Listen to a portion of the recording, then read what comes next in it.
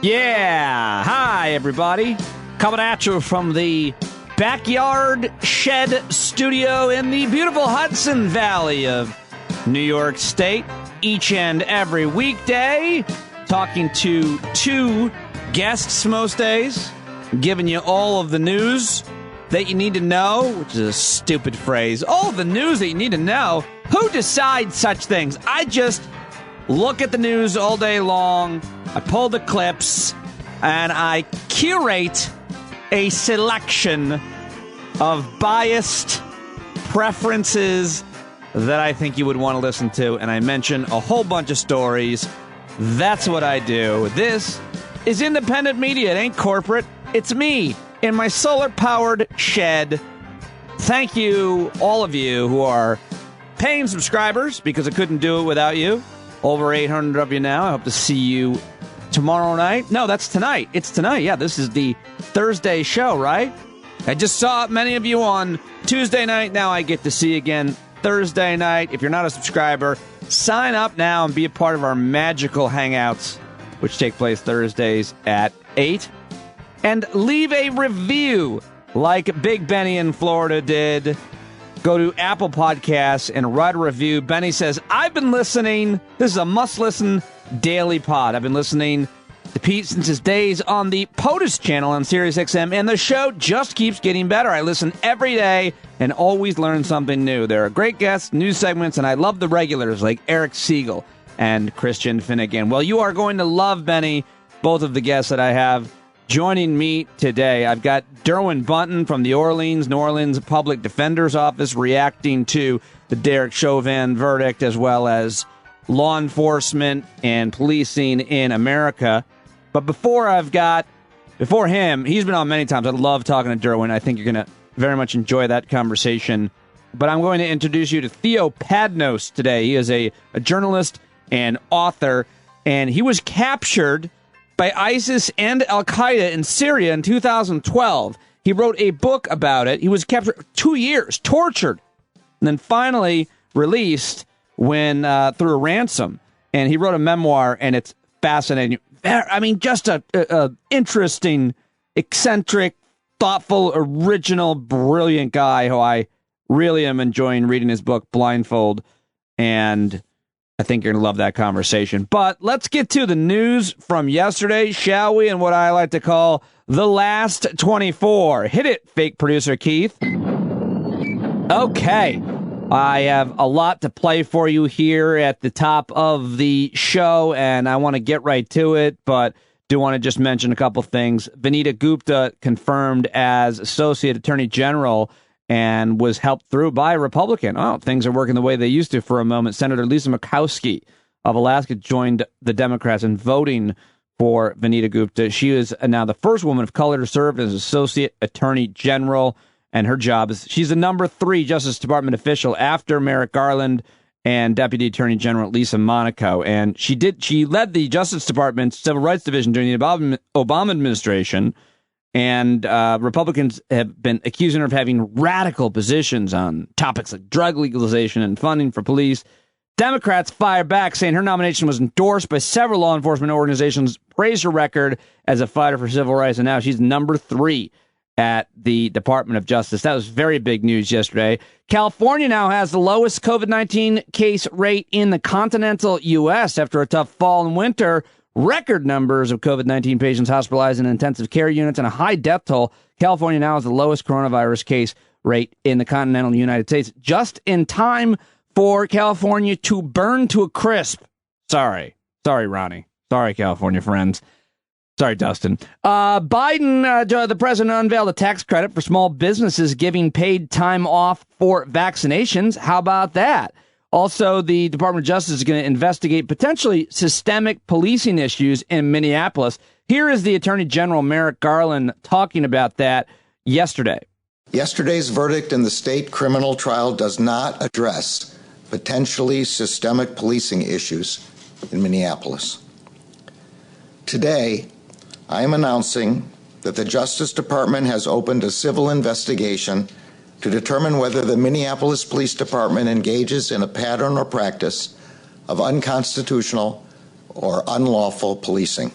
Well, that's good. But what about the 17,000 other law enforcement agencies across the country, police departments, etc.? Are you going to investigate them? Because the whole system is broken and needs to be rebuilt, is becoming a more mainstream opinion. I don't know what you think, but I certainly hold that belief. A lot needs to be changed. I talk with many of those changes with my guest Derwyn Bunton later on today's show. All right, let's move on to more reaction. I started yesterday with sound from George Floyd's brother. I like this guy.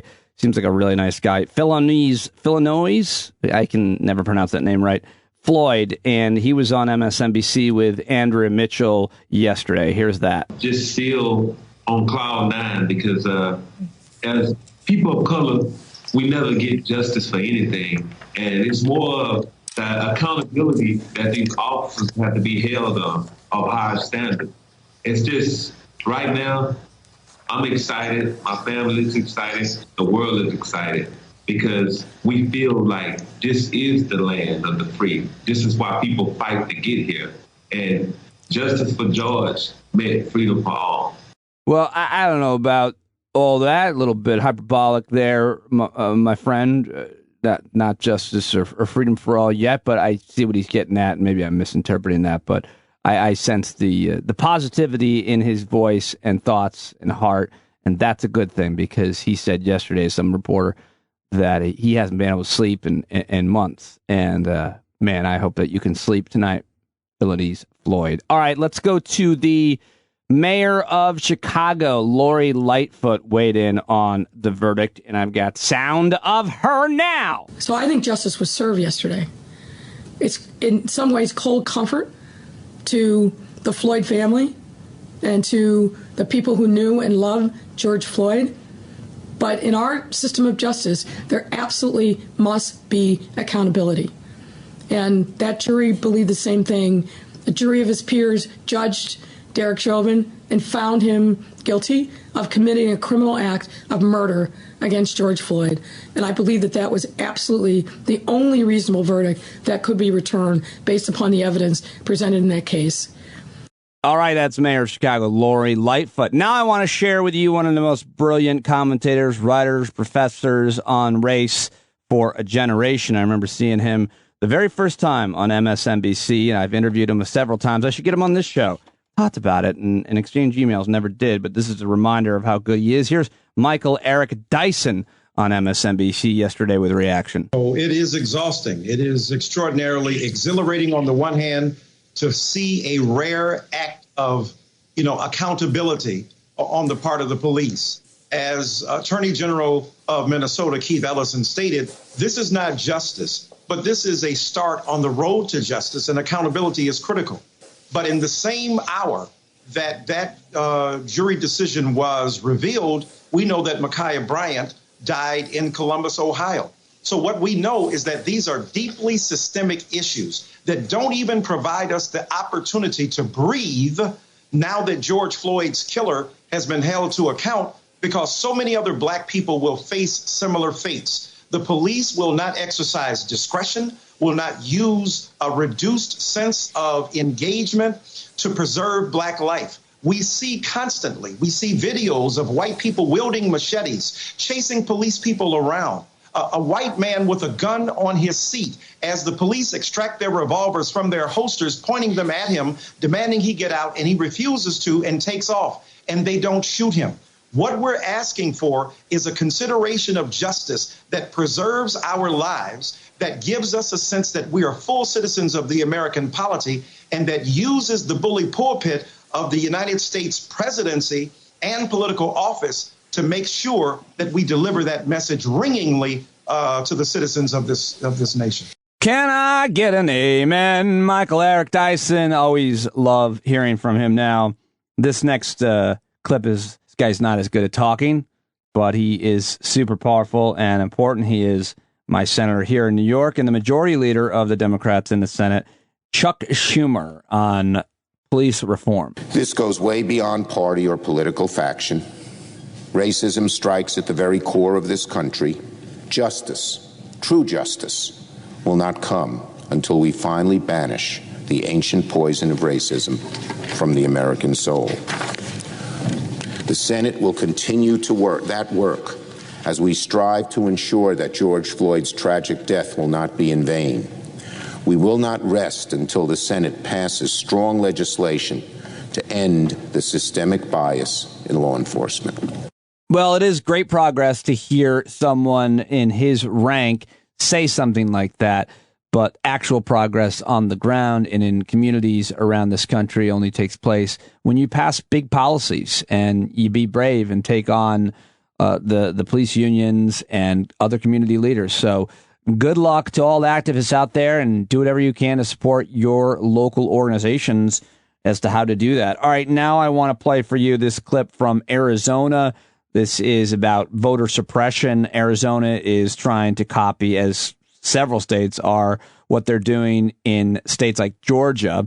On Tuesday, Congressman Representative Travis Grantham, who's a Republican, interrupted Representative Reginald Boulding, who's a black Democrat, who was making a speech against the voter suppression bill that they're trying to pass in Arizona.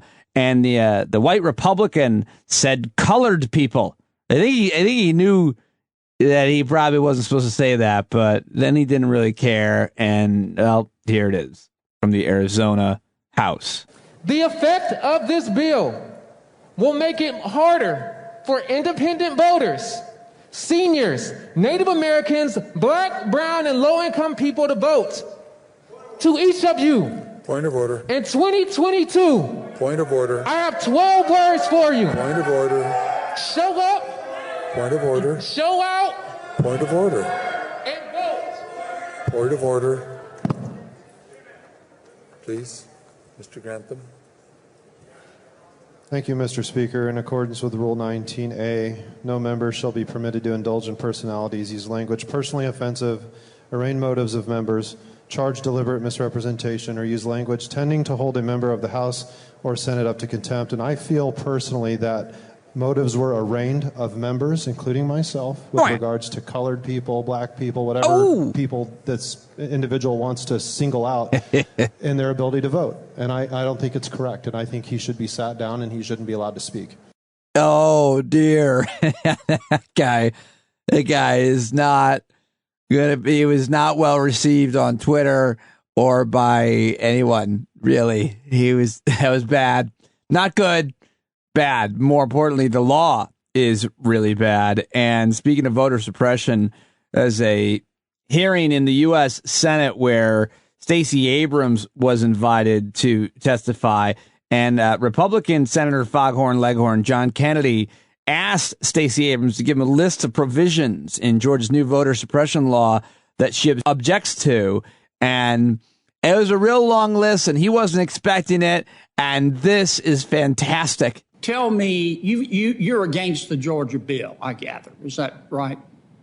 I'm against certain provisions of it, yes. Okay, I think you've called it a racist bill. Am I right? I think there are provisions of it that are racist, yes. Okay.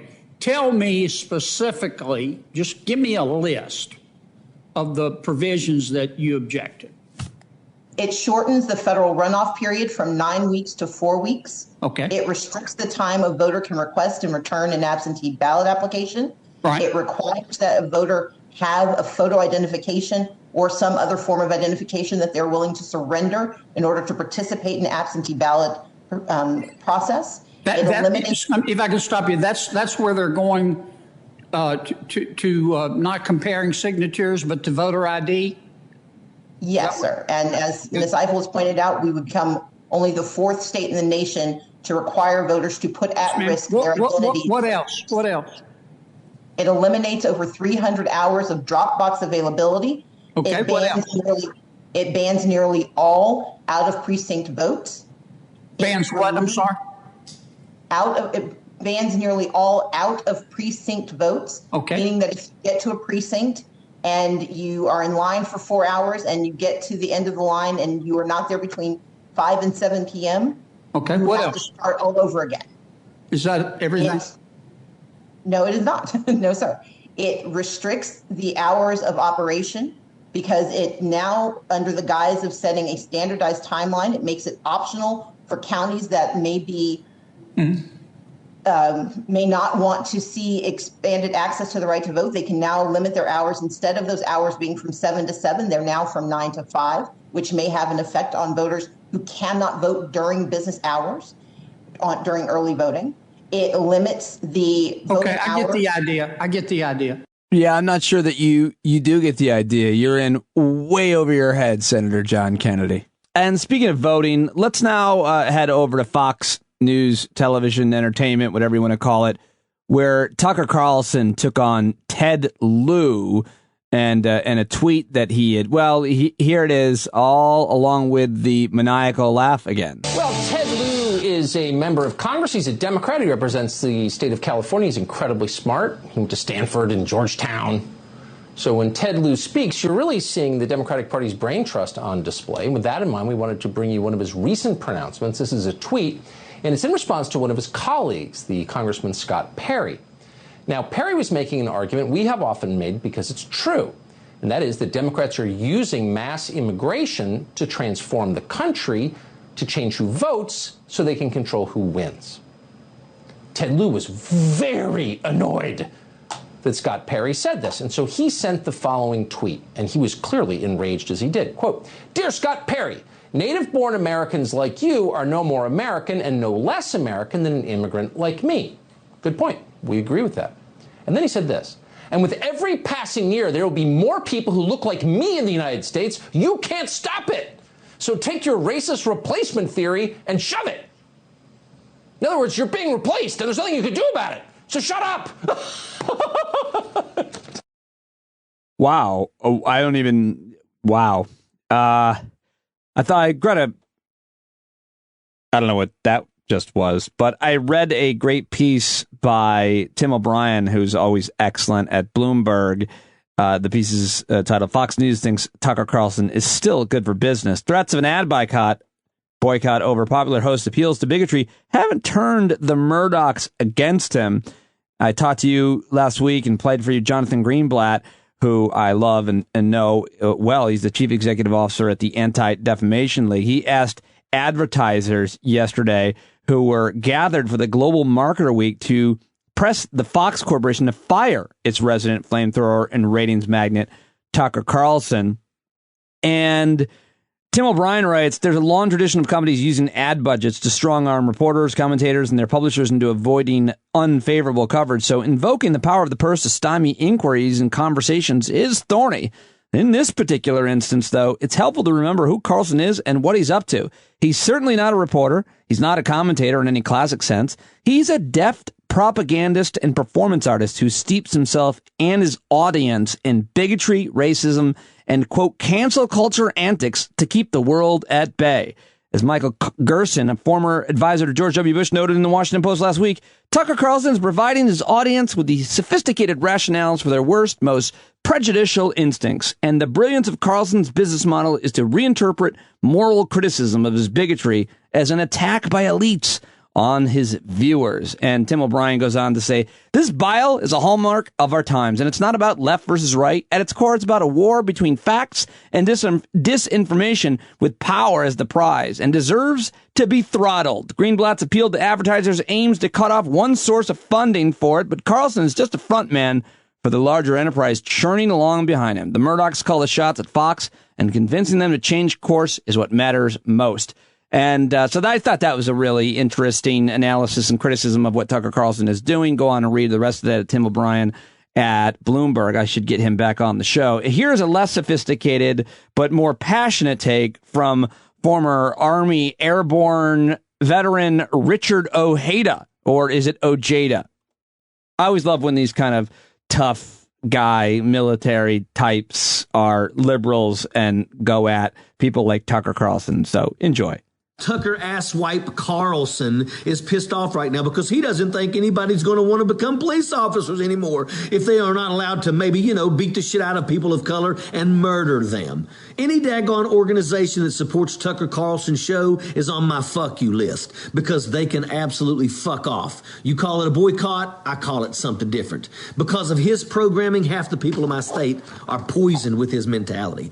People worship people like Sean Hannity and Tucker Carlson. Carlson, and they don't even realize that they're being duped out of their time, out of their money, just to watch their shows. That's a fact. Folks, it's not Fox News. It's Fox Entertainment, and that's for a reason. I'm going to tell you that right now. People need to wake their asses up. If you can't see the racism that comes from the heir of the Swanson family dinner dynasty, a person who absolutely has had a golden spoon in his ass his entire life, guys, this dude is what a jackaloon absolutely is. And if you can't see it, then maybe you're just not smart enough to see it. Wake up, folks. Sappers clear the way, airborne all the way. Sappers clear the way, airborne all the way. That was a little cringy of a side off, but you get the picture. I like that guy. I like it when a commentator says, I'm going to tell you that right now. Or, I've got a question for you. Well, just ask the question. I'm sure I do all those things myself. I'm just having fun. Okay, so here now is former football great and Lee Jeans spokesman Brett Favre, who also sent dick pics to a former Jets cheerleader. Do I have that right? Do I have to issue a correction tomorrow? Who cares? Anyway, he's not the best political analyst, and he probably shouldn't talk. I mean, certain athletes that aren't paying that close attention probably shouldn't talk about things. But he says on whatever show he does a show now, I think with Eric Bowling. It should be called Two Really Stupid Meatheads that have nothing to offer the conversation, but I don't know what it's called. Anyway, here is Brett Favre on what he thinks about Derek Chauvin. You know, I find it hard to believe, and I'm not defending Derek Chauvin in any way. Whatever comes next after you say something like that can never be good. You know, I'm not a racist, but I find it hard to believe, first of all, that he intentionally meant to kill George Floyd. That being said, his actions were uncalled for. I don't care what color the person is on the street. You do not. I mean, I don't know what led to that video that we saw where his knee is on his neck. But the man had thrown in the towel, and it was just uncalled for. Uncalled for is such an understatement, isn't it? Uncalled for? Uncalled for is when you have a witty, mean retort to somebody. You know that was uncalled for. You didn't need to say that. You didn't need to do that. That was uncalled for. That's how you use uncalled for. This man was lynched in public. Imagine. Yeah, no, I don't think you needed to murder him. That was uncalled for. It's like maybe Brett Favre, for him to relate, maybe you could just think of a late hit. A late hit is uncalled for, okay? This man was murdered. That's murder. You can't apply the phrase uncalled for to murder by a police officer. All right, and here's another weird defense, this one coming from disgraced lawyer and former Jeffrey Epstein companion, Alan Dershowitz, who is still alive, saying this. He should be released on bail. There's no reason why he should be remanded. He's not going to flee. He wants to have an appeal. He's not going to endanger anybody. His face is well known. And what if his conviction is reversed? Where does he go to get the 2 years back? All right, there you go. That's Alan Dershowitz. Oh, going back to Brett Favre. No, I'm always surprised when white guys who spend their whole career, college and pro, around black guys. You know, football, there's a lot of black guys. And being, in his case, protected by them when they're on the offensive line, protecting him from being tackled, and traveling with them and practicing with them and becoming close with them and eating with them, doing everything with them and not being able to have empathy for them. That surprises me. I don't know. Do you ever think about that?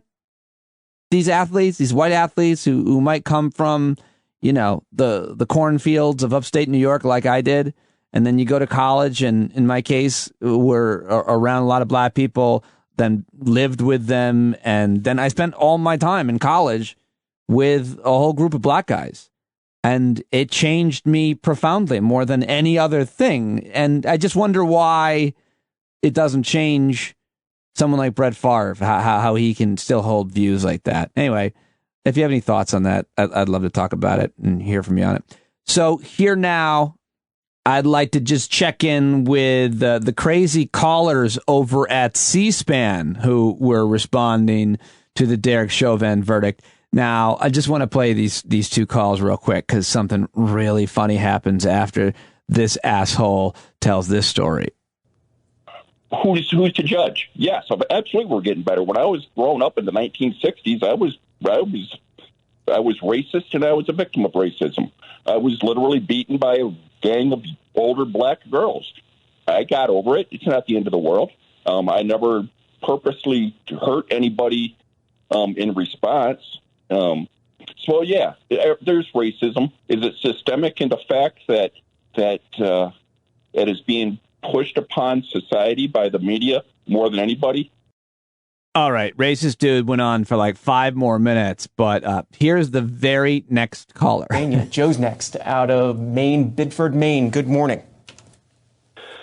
Yeah, I guess, wow, I don't think Steve ever got over being beaten up by them girls, I guess. Sorry, Steve. My comment is about the jurors.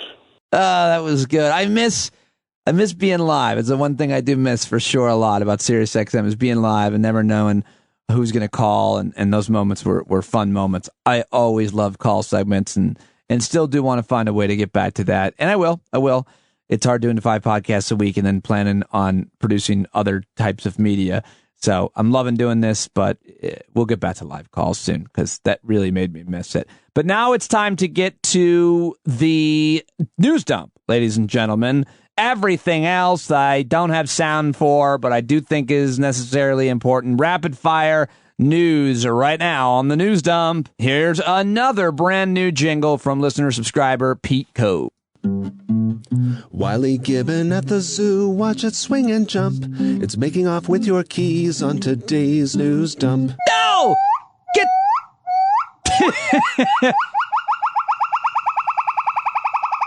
Oh, he's not done.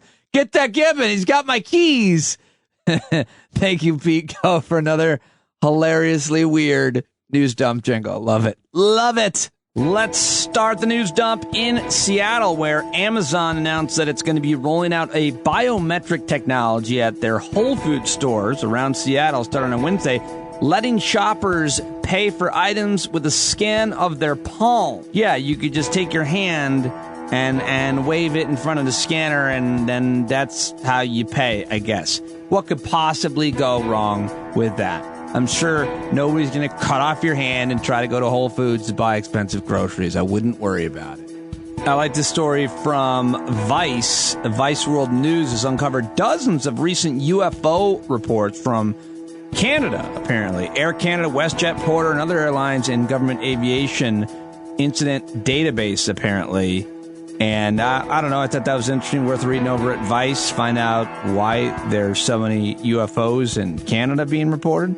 Speaking of space, SpaceX close call crash suddenly becomes much more mysterious, as the headline at The Independent. Narrowly avoided crash between Elon Musk's SpaceX and OneWeb satellites was widely reported last week. Did not take place, according to filings provided to the FCC by SpaceX. And one more space story. NASA captured apparently a UFO colliding with the International Space Station, and that has sparked a conspiracy meltdown. You can read that at the Daily Star. A cat lost on a Swiss mountain, reporting People magazine, has followed hikers to a 10,000-foot tall summit for company and comfort. The cat was lost for 4 days at Mount Britzen in Switzerland before meeting the hikers who helped the feline reunite with her owners. Oh, isn't that a sweet story? And a smart cat. One of Hollywood's most powerful producers says he is stepping back from film and streaming in wake of abuse allegations. Scott Rudin, one of the most powerful and decorated film producers of the past quarter century, announced Tuesday he's going to sit the bench for a little while. Because there's a lot of allegations that he's an asshole, bullied, and physically abused the people who worked for him. And so he decided he's going to go climb his pile of money and try to get out of trouble. East Coast getting hammered with wind and rain and cold and even snow in upstate New York and Vermont. And a second winter, apparently, is continuing in Denver, where there's 10 inches of snow since last week, and more snow expected through last night. Wow. A little weather report for you. Thousands and thousands of people across Russia and dozens of Russian cities joined protests in support of the jailed opposition leader Alexei Navalny, responding to calls from Navalny's allies who have said he is dangerously ill in prison while on a hunger strike. Israel strikes Syrian targets after a missile attack on Israel. California Governor Gavin Newsom has declared a drought emergency.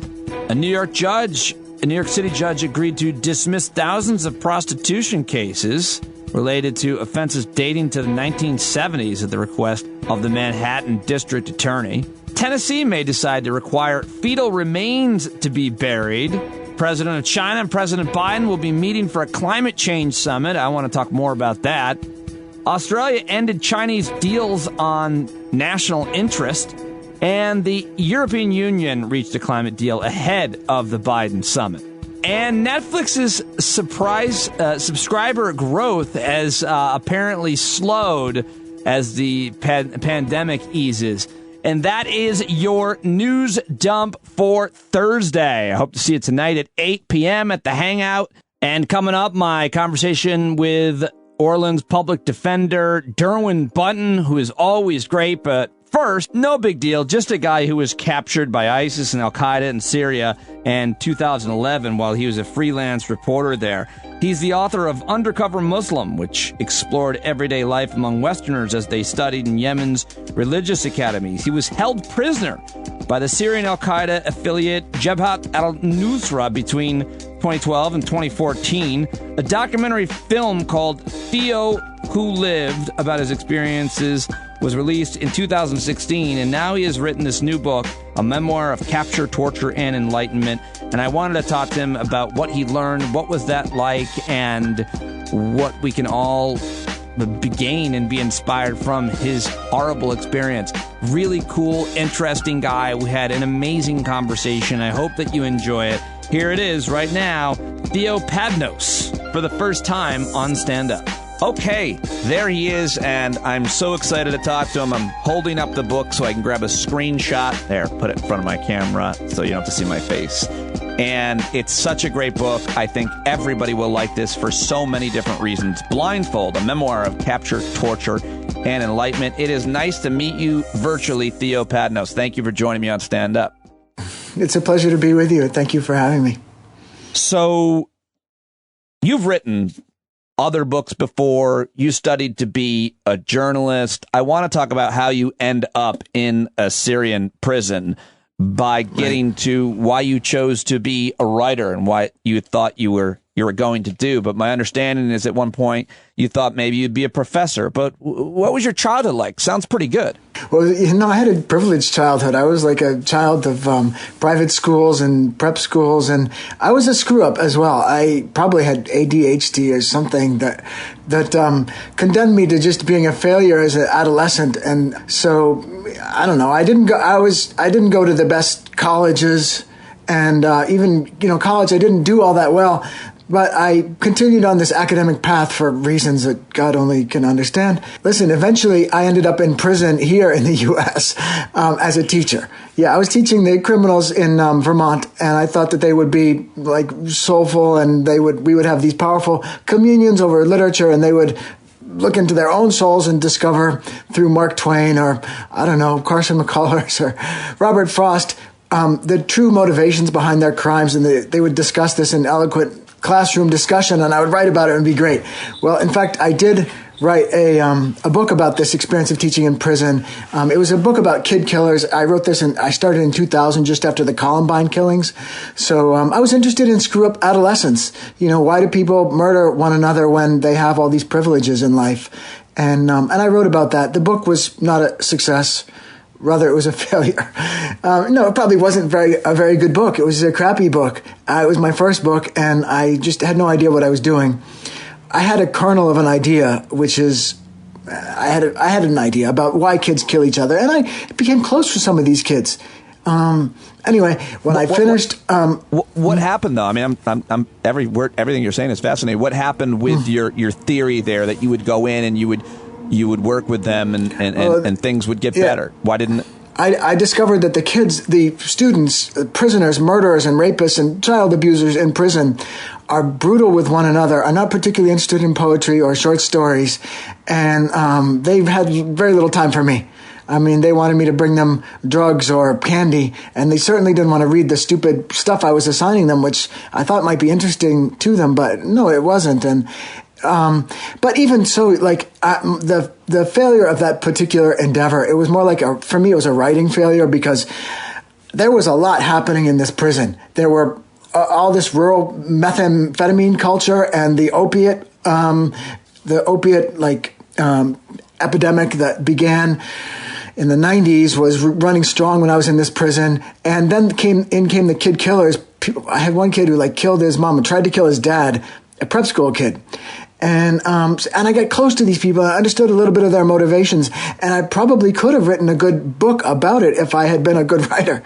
I just didn't know what I was doing. Anyway, I got out of this prison, and I had been in there so long, and had been in graduate school for so long. I'm like, get me the hell out of this country. George Bush II had been just elected for the second time. 2004, I went to Yemen.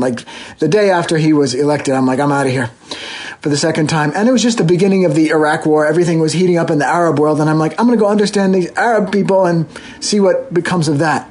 And it turns out that I went to Yemen, where it was peaceful at the time. And it was a gorgeous country. The people were gorgeous and lovely. Everyone is on drugs in Yemen, by the way. Yeah, the what's it called?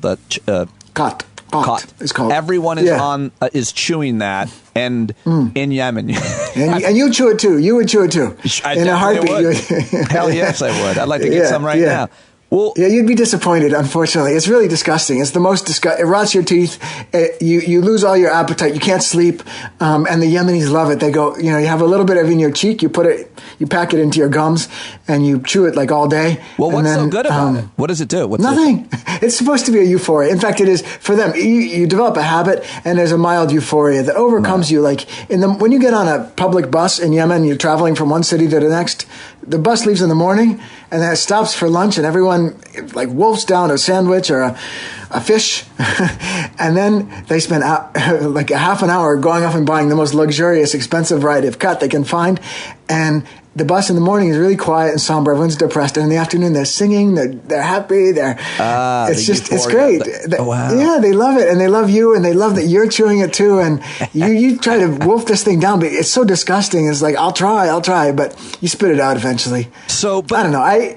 I want to ask you something based on what you've said and based on what you've written, in terms of who you met in that Vermont prison, and as well as your captors in the prison that you were in. What are your thoughts? What are your views? You're a very thoughtful guy about redemption. Do you think people can find redemption given the opportunity, given the ability to, if they're in prison, rehabilitate? Do you think there's...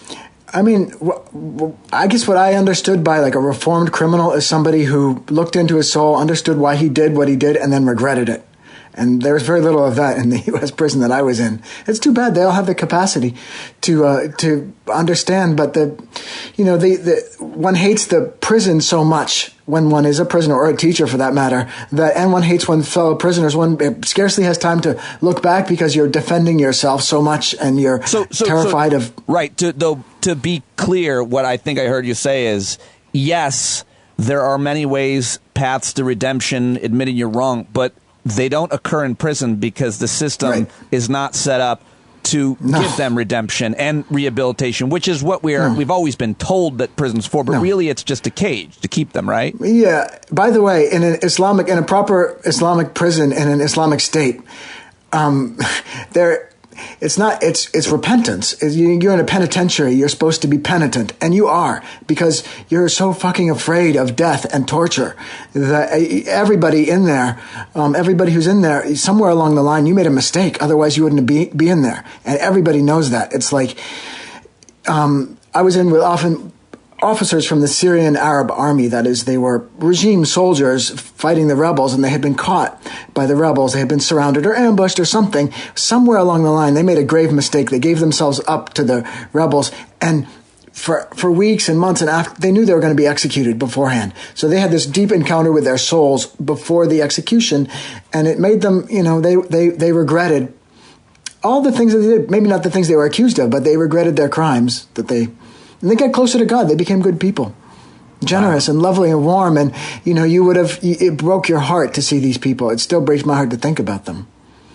So you thought that in 2004, who would in 2004 go to any Arab or Muslim country? But that was the lane that you wanted to travel in. You wanted to learn Arabic. You wanted to study Islam. And I heard you say in one interview that that was the happiest time of your life, Yemen, in 2004. Yeah. Why? No, it was gorgeous. The Yemenis, they really need us. They need help. They need to learn English. It's like the Arabic language in some ways is a prison. If you want to have economic development, you want your kids to succeed in the global economy, they need to get out of the Arabic language so we can teach English. They need journalism. They need to understand how their society is functioning around them, all the corruption and why are they last in all these indices of global well-being? Why are they last? They don't know, because they have difficulty discovering the facts about their world. And so a reporter, that's what you're supposed to do, is go out and ascertain facts and then write them in some kind of coherent, intelligible way. And they don't know how to do this, but they want to learn. And so they love you for teaching them. Listen, when you go to Yemen, it's like you feel needed. You feel you're an essential member of the society, and everybody is so happy to see you. I would turn up at work in the morning, and these men in these great Arab, with daggers at their waists and big beards, they would smile at me from across the courtyard. They would say, "I love you. I love you.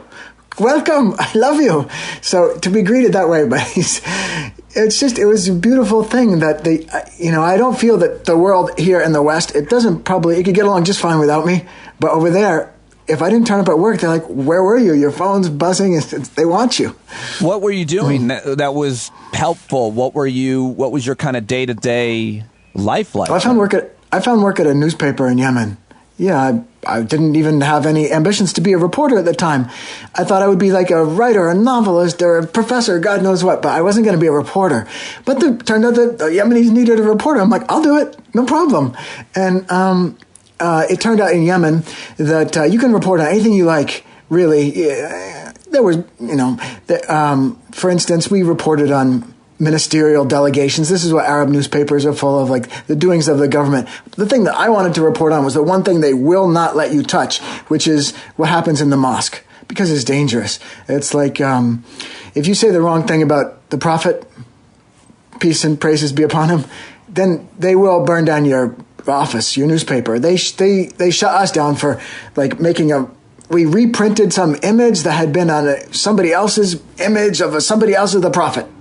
And then they came and shut down our whole newspaper. You're not allowed to have an image of the Prophet. No image of the Prophet. Yeah. And we were in our newspaper, we were like, here's these jerks who printed this horrible image. Here's the image they printed, and then they came after us. So, yeah, I mean, it's an unknown, the government in the Arab world, they do not understand what's happening in the mosques. Obviously, this is why so much of the volcanoes emerge from the mosques. And in Syria, the demonstrations, the first beginnings of the violence in Syria happen every Friday afternoon when the central prayer of the week, the time when the community comes together and prays as one, as a big group. After that, at 12:45 on Friday afternoon, people came out into the streets, and the government snipers were all on the rooftops, and the government sniper, maybe there were guys in the mosque with some guns, maybe not, but anyway, there was battles, clashes, and many civilians died on those first Friday afternoons, after that time of religious togetherness on Friday afternoon. So the government they listen, but they don't understand. They have their own spies in every mosque, and they hear all the preaching. They still don't understand what spiritual experience in Islam is like, because the governments are not that interested nowhere in the Arab world, except not even in Saudi Arabia. Are they interested in what really happens inside the soul when you go into a mosque? You touch all the other, you're in a line with men, you face yourself towards Mecca, and you put your hands to your ears and you say, Allahu Akbar, God is great.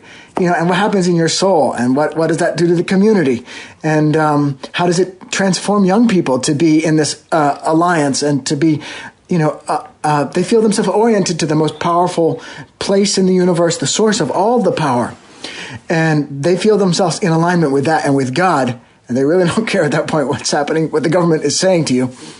Anyway, what? You're not. Some people might hear you and think you might be criticizing Islam, but I know that's not what you're doing. You're talking about the corruption specifically of Arab leaders and their disconnection from the oftentimes very religious or even moderate religious people and what takes place in a mosque. So it's easy for people to criticize religion. Certainly for me. Much less religions that have billions of people. But that's not what you're saying. You're talking, right? Do I have that right? Am I hearing you right? Of course. No. There is something very genuine and like magnetic. It's transformative in that it changes your soul when you go into a mosque. And I wanted to write about this in my second book, which we're going to get to. It's called Undercover Muslim. It's like, what happens during the course of an education in Islam? How does it change you? And, as you say, there are billions and billions of people to whom this education happens, and the result in in a billion cases is good, and in just a few cases it's bad. So we don't want to impugn the religion, but there is something that is happening. It's undeniable within Islam that is causing ISIS and Jabhat al-Nusra. And, if you were in Syria right now, in the rebel-controlled part of Syria, and you were not the right religion, you were not the Sunni thing, they could very well cut off your head. I mean, it's just, it's happening, and they're Muslims. I mean, of course, they're very devout and learned Muslims in charge of this culture that is cutting off people's heads for not being Muslims. I want to just go off on one tangent and then come right back to the book, which is because I think that you're such a thoughtful guy and you've seen so much of the world and experienced so much. I really want your opinion on it. For years we talked about the threat of Islamic terrorists, and we studied terrorism, we studied Islam, we argued about Islam, what kind of religion it was and what it means for billions of people. We talked about corruption, foreign policy issues, and so on. But people would then say, how come you're to liberals like me on the radio that say you never criticize Islam or whatever, and I would be like, yeah, I do. I have tons of criticisms of it, but I mainly am mostly talking about domestic issues. And so what you hear me talking a lot about in America is Christianity, because that is the most powerful religion in America. So my question to you is, what are your thoughts about the far right religion, the Christian right, the evangelical movement in America? Because that too is mostly about power, and it's also a lot about racism and so on. But I just want to get your thoughts on the religious right in this country, in our country, which is dominated by quote Christians. Well, when I was in prison, and like a year and a half into my experience in prison in Syria, I was trying to describe to myself what had happened in this culture around me. It had been taken over by a right-wing religious reactionaries, very devout and serious religious people, and I was trying to explain to myself what happened in this culture around me. So I wrote about a right-wing religious movement in America. I imagined a story. Now, it really could happen in America because we have the same deep-seated feelings of hostility towards the central government, and freedom of religion is a very important tenet for us, for all of us. And we often feel that guns are going to defend us from these jackbooted thugs that want to come and steal our property and exercise the rights of the government over the rights of the individual who is homesteading on his land. Now, this is like the origin of the Syrian revolution, really. It's in my view, the people of the land felt that these outsiders from the federal government were coming to control their lives, and they were like, get the hell away from us. Anyway, there are a lot of parallels between what happened in Syria. But I think on the most basic level, there's deep economic injustice in the U.S. It's so much deeper in the Arab world. Like, the plutocrats in the Arab world are so much richer than in comparison to the mass of people, the richest 1% is way richer than our 1%, because our 1% is like, there's a pretty big class. Anyway, that's really interesting, that perspective. All right, so you are now a journalist, you're a writer, and you this is 2012. You're in Turkey. Right. You're on the border. You're with a couple guys who you think are your friends. You got a backpack with like a notebook and a Turkish beer, but you don't have an assignment. You're not working for some corporate media outlet or even some independent media outlet. You're a freelance. You're trying to sell stories. I know just a tiny bit about how that works. It's not, you weren't doing it obviously for the money, but this is a pretty a bad time to be in that area. And so me, what happened? Right. What was going on right then? I'm not sure it was a bad time. I was the first. In fact, there was one American to disappear inside Syria in 2012. His name is Austin Tice. He's yet to reappear. He disappeared closer to Damascus, and it was assumed that he was taken by the regime, the Syrian government. So I went into the rebel side. At that time, all the journalists were going into the rebel side. The rebels were welcoming these journalists because basically the West has been and continues to be on the side of the rebels. So you come in and you say, I'm a Westerner, and I want to relay the details of your struggle to my readers in the West, and they'll continue to pipe guns and ammo to you guys. Generally, until that point, the rebels were happy to accept these Western journalists. So there seemed to be like some risk from the Syrian government bombs and the Syrian government maybe ambushes, but among the rebels, I felt things were relatively safe. Of course, the Islamic State was already in existence. An Islamic State was already there. It had taken over the checkpoints on the Turkish border so that anybody who came into Syria from Turkey was coming in with the permission and probably the knowledge of the nascent Islamic State. And anyway, they took me into custody within the first 24 hours, and they announced to me that I was a prisoner of their Islamic State. And like, who gave you permission to come to the land of the Muslims? You have to ask the Caliph. I'm like, who the hell? What are you talking about? They go, our Sheikh bin Laden, you killed him. I'm like, me? Within 20 minutes of my kidnapping, I realized that I was there. I was a prisoner of war, and they were going to hold me responsible for having killed Osama bin Laden, having spied on the Al-Qaeda operation in Yemen because I told them I was in Yemen. All the crimes of the CIA and all the dronings of weddings in Afghanistan, I was the guy that they were going to hold responsible for all of that. Yeah, it was a big load to drop on me at once. I was a little surprised. There must have been. You write all about all of this, by the way. This book is so well written. The reviews are great, thank you. And it's so wonderfully written. And I don't know how you've come out of this in the kind of shape that you're in, but it just must be your makeup and whatever survival tactics, whatever resources that you went through. And you write about all of that. But tell me about the role of the blindfold. Well, the blindfold, for me, it was an important symbol because I felt that in coming into Syria, in fact, I went in with my eyes wide open and I met these young men, but I couldn't see a fucking thing. I misinterpreted everything. And my sense is that generally when the West goes into the Middle East, as we went into Iraq, as we've been going into Syria, and Afghanistan, we go seeing in a physical sense, but metaphysically, or and the important things are all invisible to us. And in my case, I was surrounded by kidnappers, but I didn't know it. I was kidnapped. I was driving along with these guys. I'm like, hey, buddy, you're my friend. I got out and took a photograph with these guys, which I have in the book. I'm like smiling. I'm in my happy place. I'm doing my reporting thing, but I was kidnapped, and they were going to kill me. I happened to escape from these guys, but these guys, I was like living through the last moments of my life, and I'm like, hey, this is great. Now, even today, the reporters that go into this part of Syria, they produce the same kind of photographs, and they just don't have any idea what they're looking at. So anyway, eventually they blindfolded me. And the reason why I call the book Blindfold is because this blindfold happened to be translucent. I was able to see and observe and understand over a period of months and years, really, like what was going on around me. Once I stopped trying to discern the meaning of things with my eyes, and I started to see with my soul, you could say. And that the blindfold was the means by which they forced me into doing that. But so that's why I call it blindfold. Yeah, it's a metaphor in many ways, and it's also literal. But the blindfold itself was a piece of fabric that you had to protect.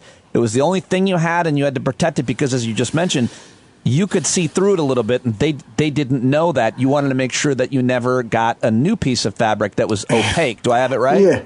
Yeah. I mean, that is right. Although, of course, when they were concerned that I would be able to see, they would just cinch this thing down so tight that I couldn't move my eyelids at all. When they put a bag over my head. I mean, this particular blindfold, I had an emotional attachment to it because it just soaked up so much like blood and pus and grossness. And over the months, I'm like, that's me in there. And I felt there was a record of what I'd lived through. So I wanted to keep it with me.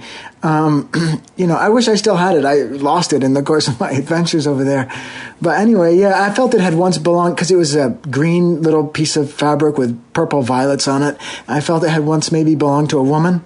So, and I didn't think I was ever going to see a woman again. In these prisons, in fact, you do see women, believe it or not, because they imprison women too. But you're in your little blindfold and you just catch a glimpse of them and you're not allowed to talk to them or anything. Talk about some of the other journalists that were literally in the same places that you were, and Americans as well. We've heard a lot, of course, about the horrible murder of James Foley, which you can talk about, but also Kayla Mueller. She became like a very political. Her horrible situation became very political in the last election. Did you ever meet her, and what's the truth about that poor young girl? Okay, well, I never met Kayla. She was taken at a later date after me, and but I was in the same prison as James Foley and some of the other ISIS prisoners, but not at the same time. I know this because we shared cellmates, and some of those cellmates have survived. But about Kayla. I mean, the Islamic State wanted to sell her back to the U.S. for like the price of, I don't know, a minor league shortstop, and for 1 year, and we wouldn't pay, so she's dead. And my view is that, the Islamic State is like they were drowning, and they had invaded the banks in Mosul. They had millions of dollars from other hostages, $4 million on top of the hundreds of millions they already had. It wasn't going to make a big difference, but we decided to stand on principle. And meanwhile, Kayla was being raped by the chief of the ISIS terrorist group, Baghdadi. He had adopted her as his wife. It seems like a simple policy that if you negotiate with terrorists, if you pay ransoms, they will only kidnap more terrorists. I guess it's not that simple. What are your views on that? I mean, in theory, when we give terrorist organizations money, they live on and they go off and commit jihad and mayhem wherever. So yes, we do sponsor terrorism by paying ransom, but I just think the human life, our own lives, is more important, and we have to be smarter. If we want to defeat these terrorists, we have to be smarter than them. We'll give them a big pile of cash, and then we go off and kill them and get the cash back. To me, that's within the realm of our capabilities. Talk to me about your captors themselves, what you learned about them and what you learned about yourself. There's so many different stories and journeys within this journey, and you can pick any of them to share with us. Okay. I mean, I think the important thing to know about these movements like ISIS and Jabhat al-Nusra and Al-Qaeda is that their goal is psychological transformation of the countryside, the landscape, the cities, and they are succeeding in this. They want a revolution against the government, but they believe it first has to be a revolution of the heart. Like, you have to be ready, prepared to accept Islam, and they are correctly, in many cases, they understand that the people are just not in harmony with Islam. It's not that much of a meaningful religion to many, many people in the Middle East, and they want to bring them back to God. So how do they do this? They do it with violence. They scare the fuck out of you. But once you are in this violent world with them, they can be lovely and gracious and supportive to you, and that's how they bring you in. With a lot of stick, they beat the hell out of you, and then they kiss you on the cheek. And they go, if you just accept Islam, you will be our brother. By the way, all the Western hostages, they did this. They wanted to live. So they all converted to Islam. And I'm not sure it made their lives any better, but you have a feeling that if you can only be in harmony with the leaders of these groups, then you will live in peace. That's the promise, of the promise of an Islamic State is that all this injustice in their society will dissolve. People will be equal. There's a dream of radical equality at the heart of Islam. Everybody lines up. The king and the and the slave, and they're all the highest person and the lowest. They're all equal before God, and they all bow down as one before God. And so there's economic equality in the dream of Islam, and people are living close to the families. Like the families, there's no tension in the families because they're all guided by God, and God gives you justice and love within the family. And how accurate is that to the way that they actually live their lives? Believe me, there's a reason why this dream is so powerful, because it's the opposite of the everyday reality.